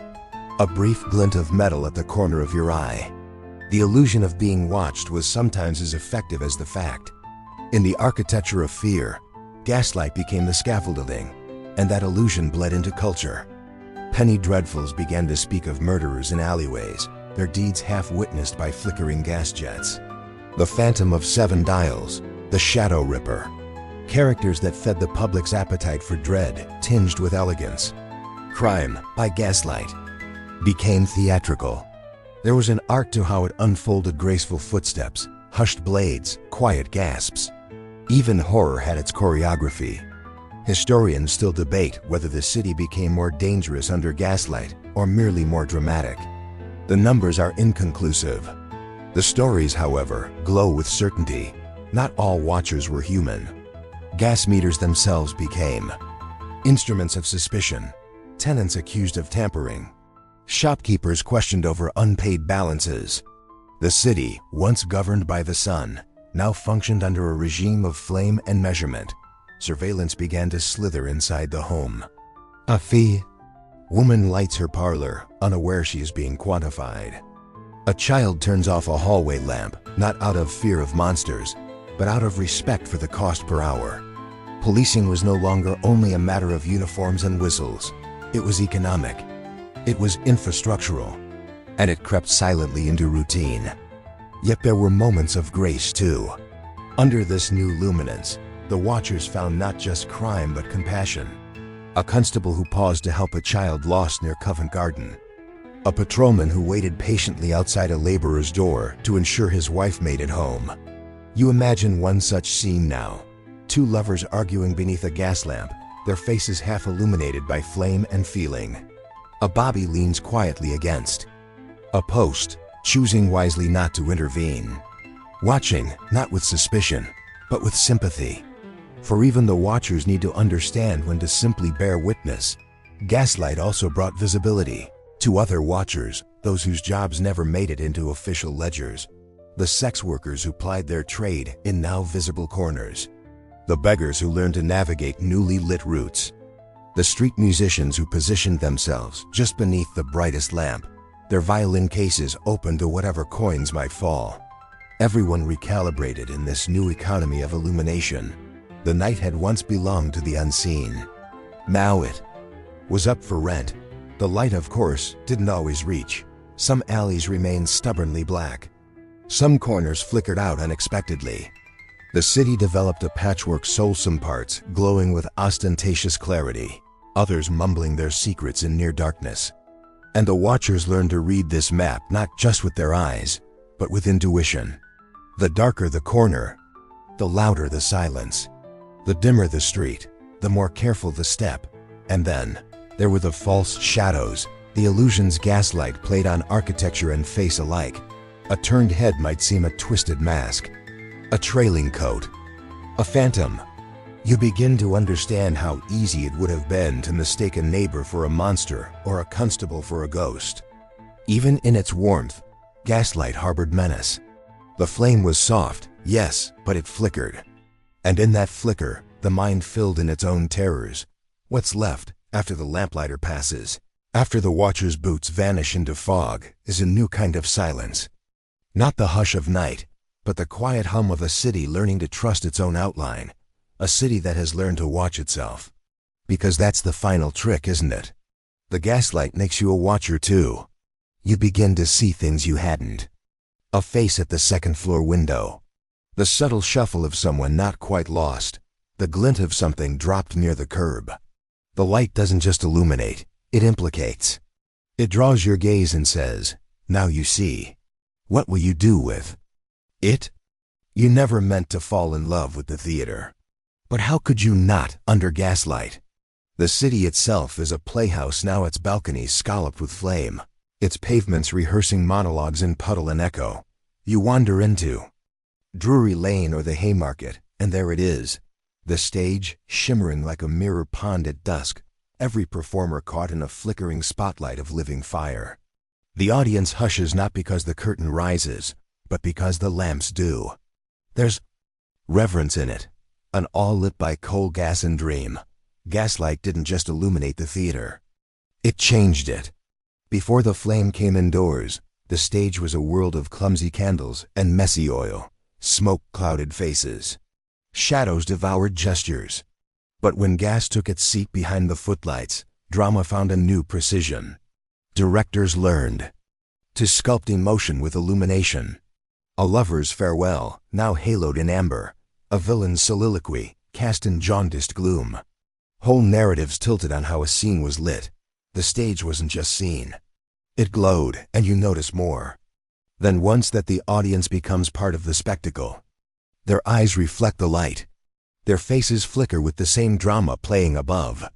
Gaslight, with its volatile shimmer, doesn't allow anyone to stay neutral. It implicates. When Juliet lifts her face to Romeo beneath that golden blaze, the woman 3 seats to your left begins to cry, and you swear it's because of the flame. Not the words. It wasn't just aesthetics, though. Gaslight revolutionized logistics. For the first time, theaters could plan long evening programs, knowing their stars wouldn't vanish into shadow. Plays lengthened. Intermissions stretched. Curtains rose later. Audiences lingered. The entire rhythm of the theatrical night shifted, expanded. An actor could hit his mark with confidence. A stagehand could pull a backdrop in time with a beat. And the gasman, yes, there was always a gasman, became as crucial as the director. One wrong twist of the tap and Hamlet dies in silence. Theaters became cathedrals of spectacle. Audiences no longer came only for story. They came to see what the light could do. A moonrise on a painted scrim. The illusion of fire in a fireplace. A ghost, backlit until translucent. Lighting became a kind of magic, a trick, yes, but one performed live, with breath held. A good gasman could cue an entire thunderstorm in 3 gas jets and a shimmer of fabric. A great one could make you believe you were inside a dream. And yet, dreams burn. Fires became frequent companions to this new art form. More than one performance ended not in applause, but in panic. A gas leak, A mistimed ignition. A curtain too close to the flame. The same illumination that carved emotion into the dark could, in seconds, devour the building whole. Theaters were beauty on a fuse. The audience knew it. The actors knew it. And still they came. Maybe that's the real thrill. Not just what you see, but the risk of seeing it at all. You step into the shadow of the Lyceum Theater, where Henry Irving once stalked the boards under flame. The great tragedian of his day, Irving was a man shaped by light. His Dracula glowed with sinister energy. His Hamlet brooded not just in voice, but in silhouette. The gaslight let him hold still, let the audience watch even his breathing. His fame wasn't only talent, it was timing. He arrived just as theater stopped being lit and started being sculpted. Ellen Terry, his luminous Ophelia, wrote once of the strange intimacy the gaslight afforded her, how she could weep into the glow and know that even the people in the far seats could feel it. It wasn't her face they saw, it was the emotion of the flame on her cheek. The gaslight performed too. It was an actor in every scene, a mood made visible. You wonder how many lines were memorized just to keep pace with the light. Outside the theater, the drama continued. Gaslit marquees lit up the streets like promises. Carriages pulled up to lobbies ablaze in amber. Vendors sold programs. And peanuts under jets of hissing fire. A night at the theater wasn't just entertainment, it was ritual. You dressed for it. You prepared for the moment the lights would dim, when all the chatter would die, and the flame would take center stage. That hush, that holy silence just before Act One? It was the sound of a city surrendering to illusion. Historians still debate whether gaslight elevated theater or simply made it louder. Some argue that subtlety died when faces became too visible, that whispers lost their power under too much glow. Others claim this was the golden age, the moment when live performance finally became as vivid as the human heart.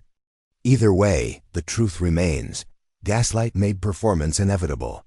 Once you saw a soul lit by fire, everything else felt like rehearsal. And it wasn't only the stage. Music halls, ballrooms, even penny gaffs lit themselves in mimicry. You might stumble into a pub on Fleet Street and find a singer glowing like a saint under a single gas jet. The humblest performer now had a spotlight. And with it came confidence, theatricality, a bit of divine arrogance.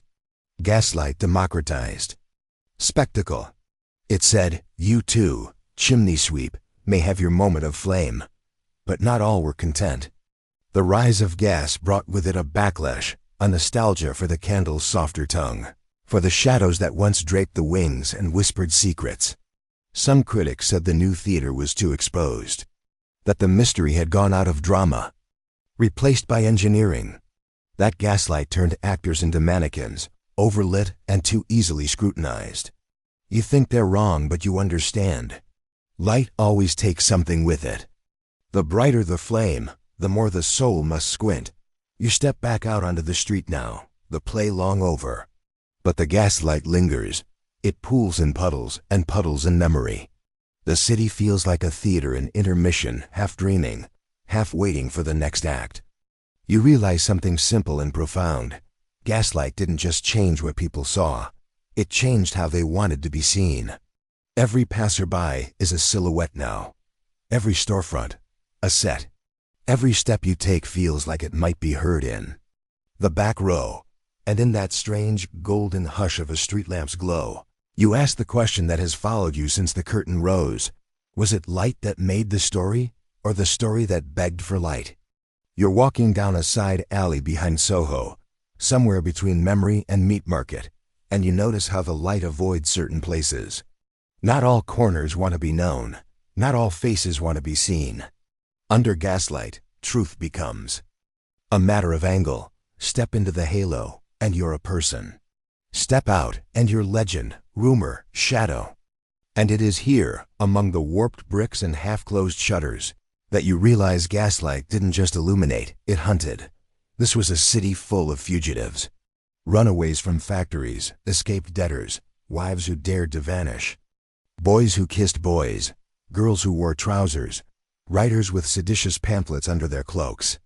And as the gas spread street by street, lamp by lamp, It lit their paths and threatened their cover. Every light post was a question. Who are you really, and why are you out this late? Gaslight made secrets harder to keep. The dark used to be a friend to the restless, the deviant, the desperate. But now, even midnight had teeth. Police patrols strolled more confidently under the lamp's glow. Witnesses became bolder. Criminal descriptions grew more precise. He had a limp and a blue coat, turned into. He was 5'6" with dark hair and a red handkerchief tucked under his collar.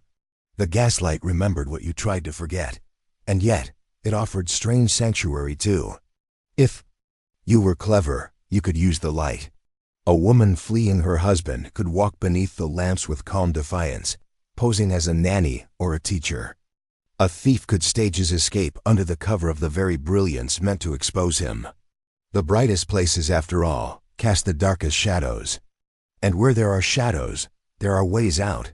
This paradox didn't escape the authorities.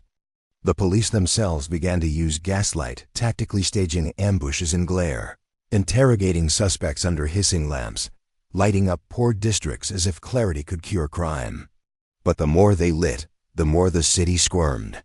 Light didn't fix poverty. It didn't feed mouths. It simply made suffering easier to catalog. Still, they tried. In 1842, a young constable named Henry May wrote in his journal, "We no longer guess at guilt, we see it." You can almost hear the pride in that sentence, and the fear. Because what happens when the light shows you everything? The bruises on the factory girl's hands, the hunger in the pickpocket's eyes. The crowd gathered outside a debtor's prison, not jeering but weeping. Gaslight revealed more than crime, it revealed cause. And once you see cause, guilt becomes more complicated. Of course, some use the light to lie. That's the coolest trick of all. The way a polished boot or a clean collar can glitter under a lamp and make you believe in goodness. The way wealth refracts gaslight like a mirror, convincing you the man in the carriage must be moral. And the beggar in the gutter, his face hidden by the fall of a flame, criminal, surely. The light makes fools of us all. It doesn't just expose it, flatters. And you begin to wonder, maybe some of the worst things in the city happen in full view. A surprising fact, lost in most histories, there were underground maps passed hand to hand in the 1850s, not of the sewers or the catacombs, but of the unlit streets, places where the lamps hadn't yet reached, where fugitives could slip through unnoticed. Prostitutes used them, so did radicals and runaways. These were London's last breathing pockets of ink, of dusk, of privacy. No lamp here, one map scrawled in pencil, good for waiting. The gaslight hadn't reached every corner. And for some, that was salvation. You find yourself retracing one of those old escape routes, Barrack Street to Dean, then left at a butcher's stall, right past a bakery that no longer smells of bread. The lights have since caught up, of course. What once was unlit is now Instagrammed. But you walk it anyway, a pilgrim on behalf of those who couldn't. You think of a boy named Eli who vanished from Clerkenwell and reappeared months later in Chelsea, clean-faced and renamed. You think of the women who became dressmakers after crossing one block of unlit alley. The fugitives who found new names under false gaslight. Historians still debate whether gaslight was truly a force of order or chaos. Some say it saved lives, made streets safer, scared off predators, kept crime in check. Others argue it was surveillance dressed as salvation, that it made the rich feel safe while the poor just became more visible in their suffering. Perhaps it was both. Perhaps it was neither. What you know is this: when the light comes, someone always vanishes, either into clarity or into myth. And then there's the poetry of it all. The way a person walking alone under gaslight looks like they're halfway between this world and another. The way the flame bends just so, catching the edge of a hat or a curl of smoke. The fugitive becomes a dancer, the alley a stage. And for a moment, you feel you're watching something sacred, someone escaping, not justice, but fate. You pass a lamppost etched with initials. 1864. LW plus JM, two lovers who met there. or two names carved by someone running through. Either way, it stays. The light stays. And you stay, watching the city perform itself again, over and over, under these burning flowers of flame. Because London wasn't just lit, it was mapped in light, defined by it. And the gaslight, fickle and soft and golden, never stopped asking, who belongs here, and who dares to walk away? You know the answer now. Everyone.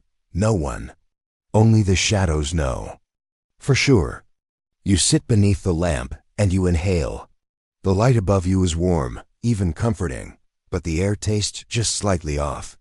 A thickness clings to the room, not quite visible, not quite nameable, but always there.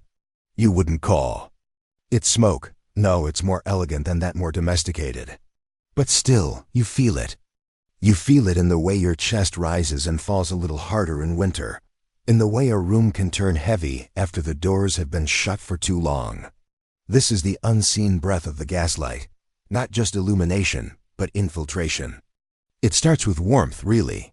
A simple gas jet burns with surprising ferocity, and in close rooms filled with social activity, it accumulates. At first, it's a comfort, a shelter against the London chill. But as the evening stretches and the laughter wanes, the air begins to press in, heavy and insistent.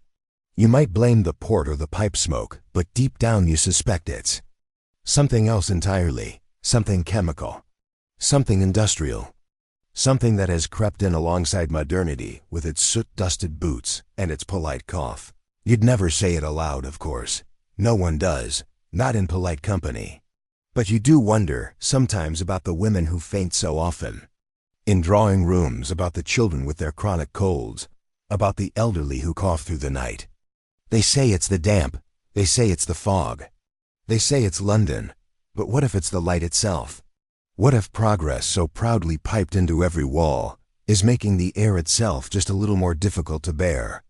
Doctors begin to murmur, softly at first. The term vapors makes the rounds again, though it never truly left. Public health officials take cautious notes. Some households, ever cautious, open windows at regular intervals, even in the dead of winter. Others install vents near the ceiling, hoping the invisible will rise and escape on its own. But ventilation is an art not yet mastered, and the gas does what it does best, it lingers. Outside, it dissipates into the chill, barely noticed amid the soup-thick fog and the sooty breath of chimneys. But inside, it hangs. It gathers. Carbon dioxide, carbon monoxide, sulfur dioxide, and other compounds whose names haven't yet been agreed upon, let alone understood. Some will not be named for decades. Some will never be named at all. All you know is that the room feels different once the lamps are lit. Warmer, yes. Brighter, of course. But also heavier. There's a paradox here that no one wants to confront. The light that gave you safety, the warm, flickering shield against crime, darkness, and the spectral unknown might also be undermining the health it promised to protect. It's a kind of betrayal, but a polite one. Gaslight never shouts, it simply hums. It offers a soft hand, a kind word, and then quietly unsettles your breathing as you fall asleep. You learn to ignore it. That's the Victorian way, isn't it? To dress inconvenience in velvet and lace. So you perfume the air. You light incense. You call it modern living, the cost of luxury, the minor toll exacted by civilization. It's better than the alternative. You remind yourself, better than darkness, better than fear. And after all, haven't the newspapers sung its praises? Haven't city officials toasted its triumph? Still, there are stories. A singer who collapses mid-aria. A child whose cheeks never lose their flush, even in the dead of night. A family whose house grows inexplicably stuffy despite the crisp wind outside. Anecdotes at first, then patterns, then quiet, unsettling conversations behind closed doors. You begin to wonder if it's the air, not the season, that's truly weighing on everyone. And yet, for all the murmurs, for all the doubts, the city glows on. Streets are safer. Workdays are longer. The night is no longer feared, but embraced. It's the age of productivity, of performance, of perpetual forward motion. Who would risk that for a little breathlessness? Who would trade light for lung? You look up at the lamp again. It burns steady, like a promise. You've grown used to its presence. It marks your hours, frames your conversations, warms your fingertips in the chill. It is beautiful, undeniably. A symbol not just of progress, but of presence. Of human will sculpting night into something livable. And so you do what everyone does. You adapt. You stop noticing the air. You open a window when no one's looking. You take your walks in the parks where trees, still miraculously green, breathe for you. You move on. Because progress doesn't wait, and neither does the city. Historians will argue, of course. They'll sift through medical records, decipher mortality reports, debate causality versus coincidence. They'll calculate exposure levels and re-examine diary entries.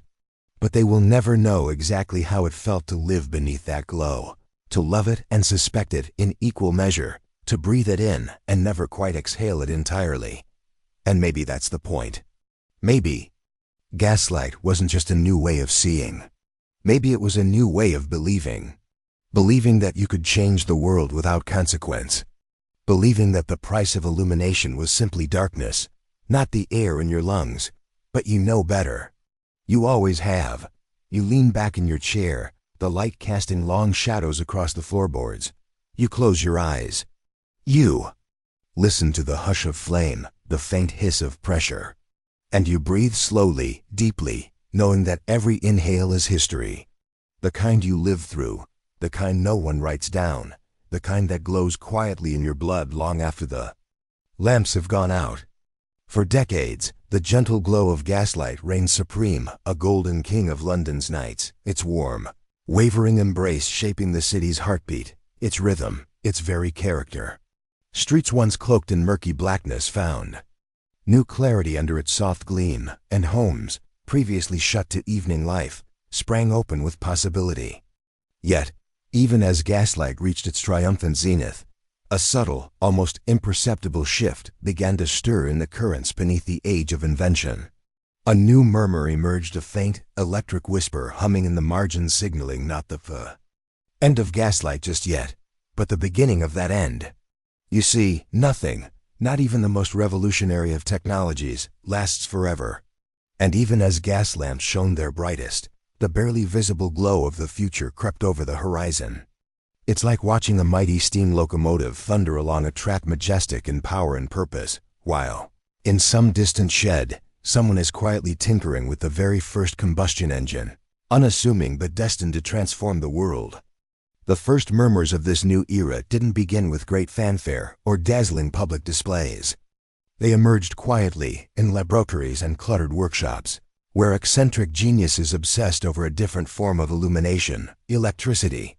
These early electrical experiments, though crude and wildly inefficient for lighting entire streets or homes, were bursting with untapped promise.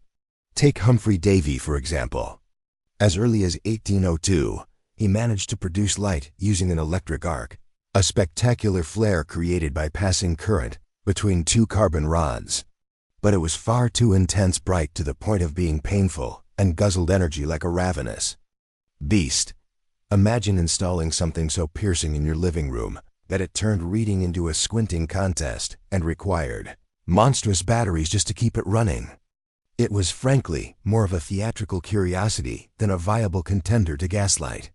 Historians still marvel at how people viewed electricity then, not merely as a tool, but as a kind of magic shimmering with mystery. Compared to the relatively comprehensible mechanical elegance of gas systems, electricity seemed like a ghostly phenomenon, half science and half sorcery. The true turning point, the first firm step toward gaslight's eventual eclipse, came with the feverish race to develop the incandescent light bulb. This was no mere parlor trick. Inventors like Joseph Swan in England and Thomas Edison in America, working independently but in parallel, were chasing the same prize, a filament that could glow with warm, stable light when electrified, yet last more than a few flickering seconds. It wasn't just about producing light. It was about producing manageable, domestic, and above all, controllable light, something that didn't need massive networks of pipes, didn't hiss or burn, and could be turned on with a switch. Think of the intellectual courage it took. Failure after failure, hundreds, even thousands of prototypes. You can almost hear the resigned sighs after another filament turned to ash too soon, and then the exhilaration when finally one held its glow just a little longer. This wasn't just science, it was an act of stubborn hope. For a long time, however, electric light remained in the corner of the room, figuratively and literally. It was a novelty, relegated to expositions, theaters, or grand halls, not everyday homes or winding urban alleys. Gaslight was entrenched. It was reliable. The infrastructure was laid, the pipes buried, the systems understood. The public was used to its character, and the gas companies, powerful, profitable, and deeply woven into the fabric of city life, saw no urgent reason to pivot. Why embrace a riskier, more expensive alternative when you already had the keys to the kingdom? It was, in effect, like assuming that the sturdy, horse-drawn carriage would forever outpace those strange, sputtering early automobiles. The future, though visible, didn't yet seem persuasive. And yet, beneath this surface confidence, change was brewing. The very existence of electrical alternatives, however impractical in their infancy, created pressure. The slow improvements in filament durability, the evolving understanding of current and circuitry, the exploration of central generation stations, these began to erode the inevitability of gaslight. In response, the gas industry had to innovate. Enter the Welsbach mantle, a brilliant improvement that increased gaslight's brightness and efficiency by coating it with rare earth elements. It was a direct reaction to the looming threat of electric competition. The gas industry was dominant, yes, but it wasn't ignorant. They heard the quiet footsteps of progress gaining ground. The atmosphere of this transitional moment was almost cinematic. Imagine London around the 1880s and 1890s, walking through streets still bathed in the familiar amber haze of gaslight, yet hearing rumors of electric illumination being installed in theaters or rail stations. The contrast was stark. Gas hissed, electricity buzzed. One flickered warmly, the other gleamed coldly. Each represented more than light. It was a choice between the old world and the new. While gaslight spoke of craftsmanship, character, and warmth, electric light promised precision, speed, and power. Still, it's important to understand, gaslight's end did not come in a dramatic sweep. There was no single day when London threw the switch and bathed itself in electricity. The decline was gradual, like twilight fading into night. The gas lamps continued to shine for years, even decades, after the first electric bulbs were installed. They held their ground in poorer districts, in nostalgic corners, and in stubborn institutions that clung to tradition. But the trend, unmistakably, was downward. The electric future advanced one switch at a time. By the time the 20th century began to assert itself, the writing was on the wall, even if the ink was invisible to many. Gaslight had given the world a new way to live after dark. It had expanded human possibility, altered architecture, and lit the dreams of generations. But now, another technology, born of sparks and wires, was preparing to rewrite that legacy. And just as gaslight had once replaced the flickering oil lamp, it too would be replaced, not violently, but quietly, steadily, and eventually, completely. The end of gaslight's undisputed era was not a bang, but a sigh, a long, slow exhale. A final warm flicker before being absorbed into the wider glow of the coming electric dawn. You walk beneath the last of the gas lamps, their light trembling in the evening wind like a voice forgetting its own melody. They are fewer now. You can count them without losing track. Once, they outnumbered the stars in London's sky. Now, they seem like artifacts, relics that have forgotten what century they belong to. The city is changing, and though the transformation isn't abrupt, it is persistent, irreversible. The lamplighters still perform their evening rounds in some neighborhoods, but even they move with an air of farewell. There's no resistance, only ritual, the way one might kiss an old book goodbye before placing it gently back on the shelf. What was once innovation has become memory in motion, and you standing under this dim, amber globe can feel the future rising like mist from the pavement. Inside homes, the difference is even starker. Rooms once bathed in gaslight's warm pulse now glow with steady, unwavering illumination. The flicker is gone. No hiss, no blue whisper. Electric bulbs hang from the ceiling like second suns, their radiance clinical, confident, and free of personality. There is no delay in their lighting, no need to strike a match or listen for that gentle pop of ignition. Just a switch, a choice, and the light obeys. It is immediate, impersonal, perfect. Some miss the flicker, the dance of shadows that gaslight gave them. Others embrace this steadiness as a sign of civilization's march away from fire toward mastery. Even the sounds of the night have changed. Without the gaslamp's subtle breath, the city seems quieter, less alive. The electrical systems are silent. No footsteps of lamplighters echo along the cobblestones. No ladders clatter. No murmur of gas. You might miss it only if you've known it, only if the rhythm of a man lighting lamp after lamp once kept time with your thoughts. Now there's a different rhythm, faster, more efficient, but less human. Progress hums, but it does not sing. There is something strange about a revolution that sneaks up on you. You were not consulted, and yet you comply. You were not warned, and yet you adjust. The change is not sudden, it's granular, like sand filling a jar one grain at a time until you look down and find your hands submerged. Historians still debate the exact year gaslight lost its crown. Some say it was when the first power station was built. Others when lamplighters were first laid off en masse.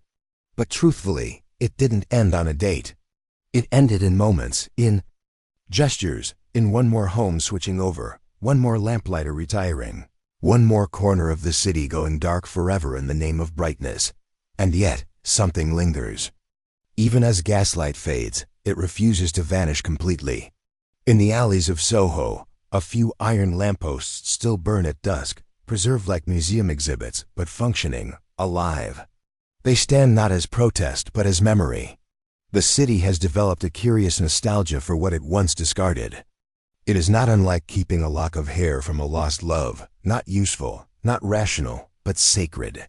You begin to notice these things only when they are endangered. You develop affection in absence. In 1970s London, long after electricity has taken the throne, a team of technicians still tends to a few dozen gas lamps scattered across the old city, lighting them by hand, caring for them with a devotion that borders on reverence. It's almost comical, an act of historical reenactment performed in real time, but deeply moving too. The last generation of lamplighters became, in a way, London's monks of dusk.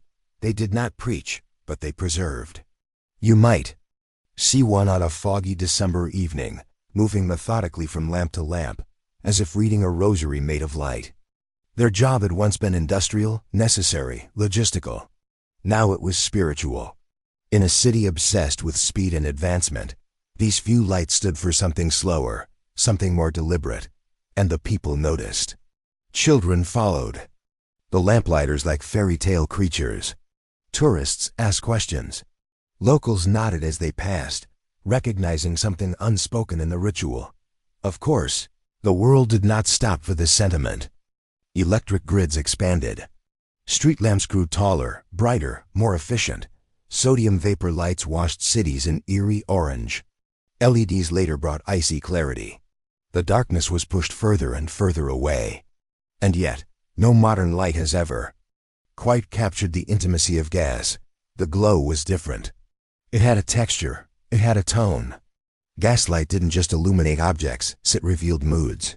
A writer's desk under gaslight looked like a painting. A lover's face in a gaslit street looked like poetry. You remember, or imagine, a time when gaslight framed every story. The fog curling under it. The footsteps of a stranger approaching. The curtain twitching in the upstairs window. Gaslight made shadows part of the story. It left room for mystery. That's what electricity took away, not light but shadow. Not vision but ambiguity. Gaslight was the halfway light, the in-between. Electric light was final, decisive. Gaslight invited you to see.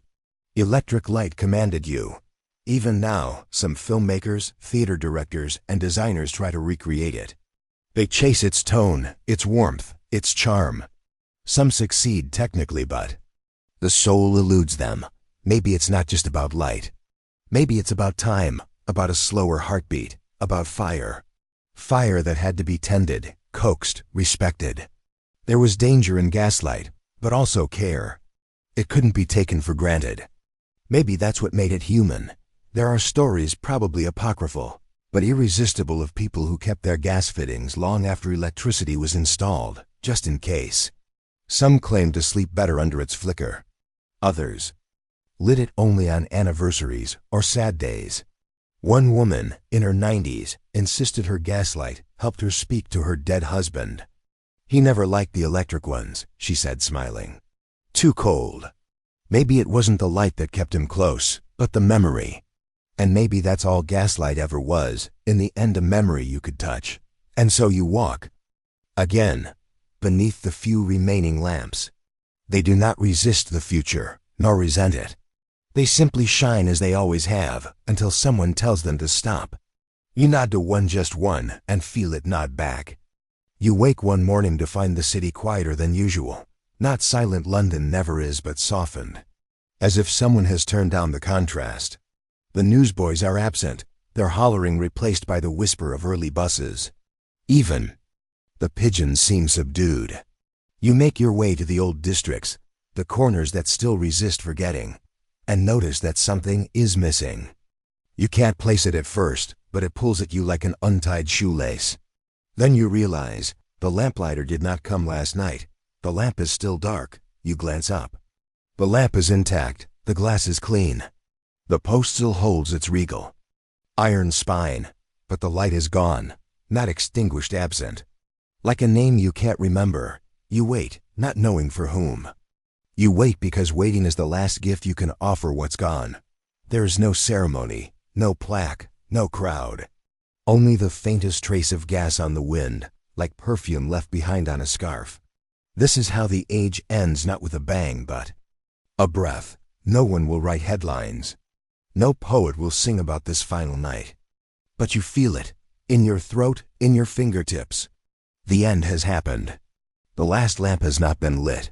Elsewhere, in drawing rooms and boardrooms and planning committees, no one notices. Their world runs on different pulses. Time, measured by digital clocks and fluorescent floods. They speak in data, not dreams. In their stories, there was never a lamplighter, never a matchstick, never a hiss of gas warming a window. The past, to them, is inefficient. It cannot be monetized. And so it vanishes. But here, in this old street, memory has mass. It anchors you. It makes the air thicker. It makes you ache, and you think, this is not grief, not exactly. This is something older, more refined. The Germans call it Sehnsucht, a longing. For something you never fully had. The Japanese might call it mono, no aware, the gentle sadness at the impermanence of things. You feel both, you feel all of it. You feel the weight of what it meant to walk through a city illuminated by fire. You imagine again the first man who saw a gas lamp sputter to life, and knew the night would never be the same. You wonder if he foresaw this moment, the last flicker, the last absence. Somewhere in the city, a gaslight collector stirs. His job is obsolete now, his tools idle. He opens his toolkit, not because he's needed, but because he needs to remember. He fingers the brass nozzle, the wick trimmer, the gloves stained with years of care. He once told a journalist, half joking, "I don't maintain lamps, I maintain stories." He wasn't wrong. For decades, he climbed ladders like someone, reciting lines of poetry, each lamp a stanza, each evening a verse. Now the poem is over. The pen has stopped moving. You walk a little farther and find one last lamp still lit, accident, or mercy, you're not sure.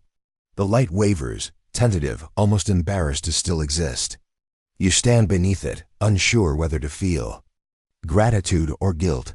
And then, suddenly, you notice someone across the street, a boy no older than 10, looking at the lamp with wonder, the way you once did. He tugs at his father's sleeve, points. "It looks like it's from a story," he whispers. And in that moment, you understand, he's not wrong. It is from a story. One you're now old enough to tell. One he's young enough to believe.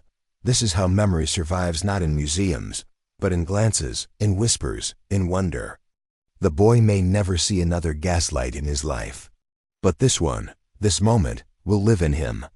Years from now, he'll describe it to someone, perhaps his child, or maybe no one at all. There was this lamp, he'll say, and it glowed.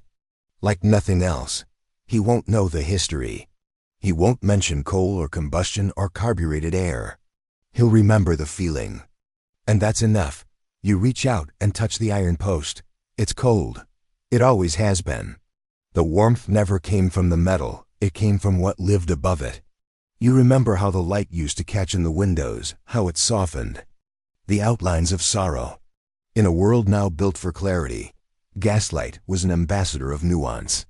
It was not meant to show you everything, just enough.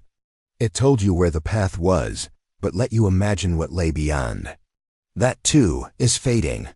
Even imagination needs fuel.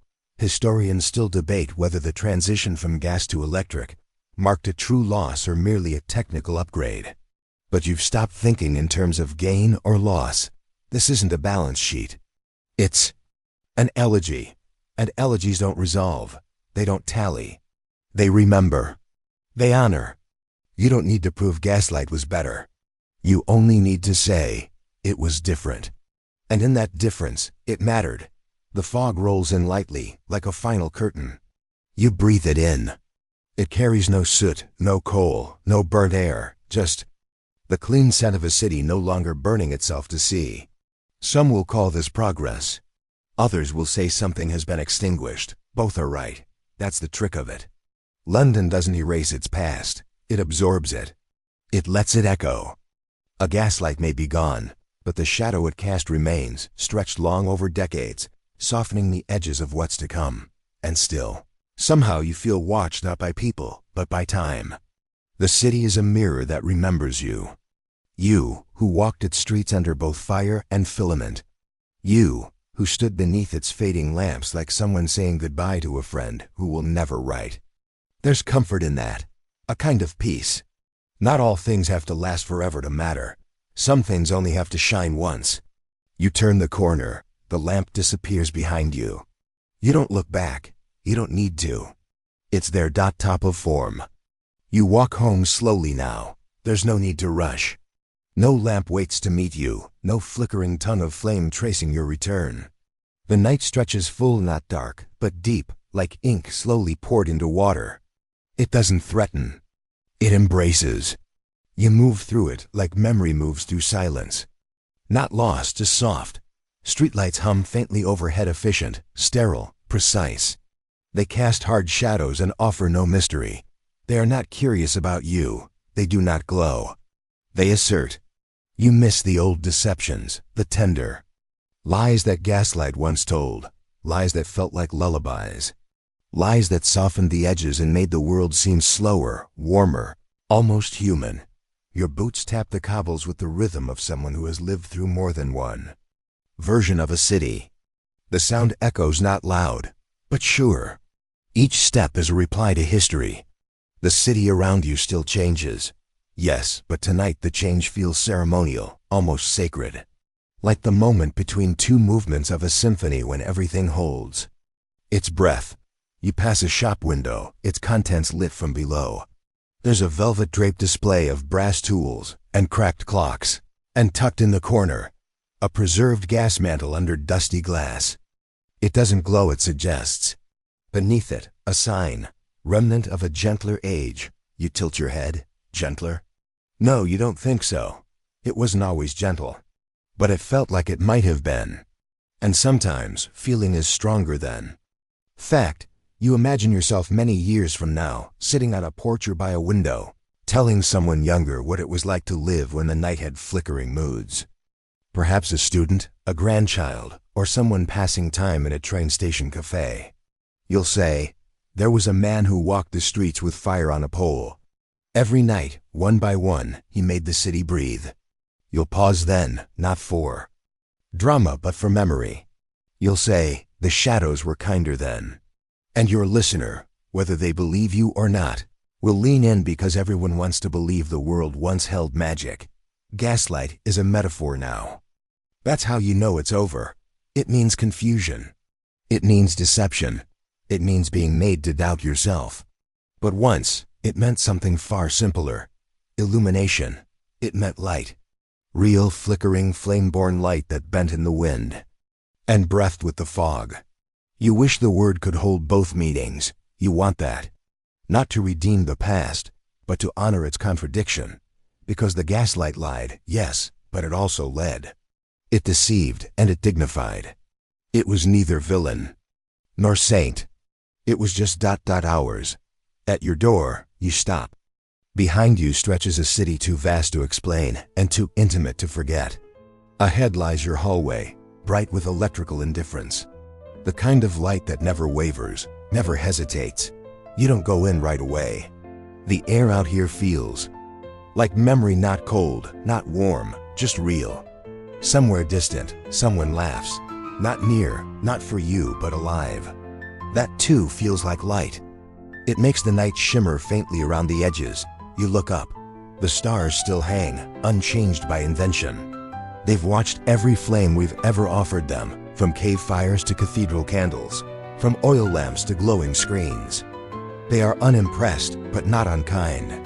You wonder what they saw the first night a gas lamp bloomed open on a London street. Did they cheer or sigh? Or did they say nothing, just waiting for us to learn what we were truly lighting?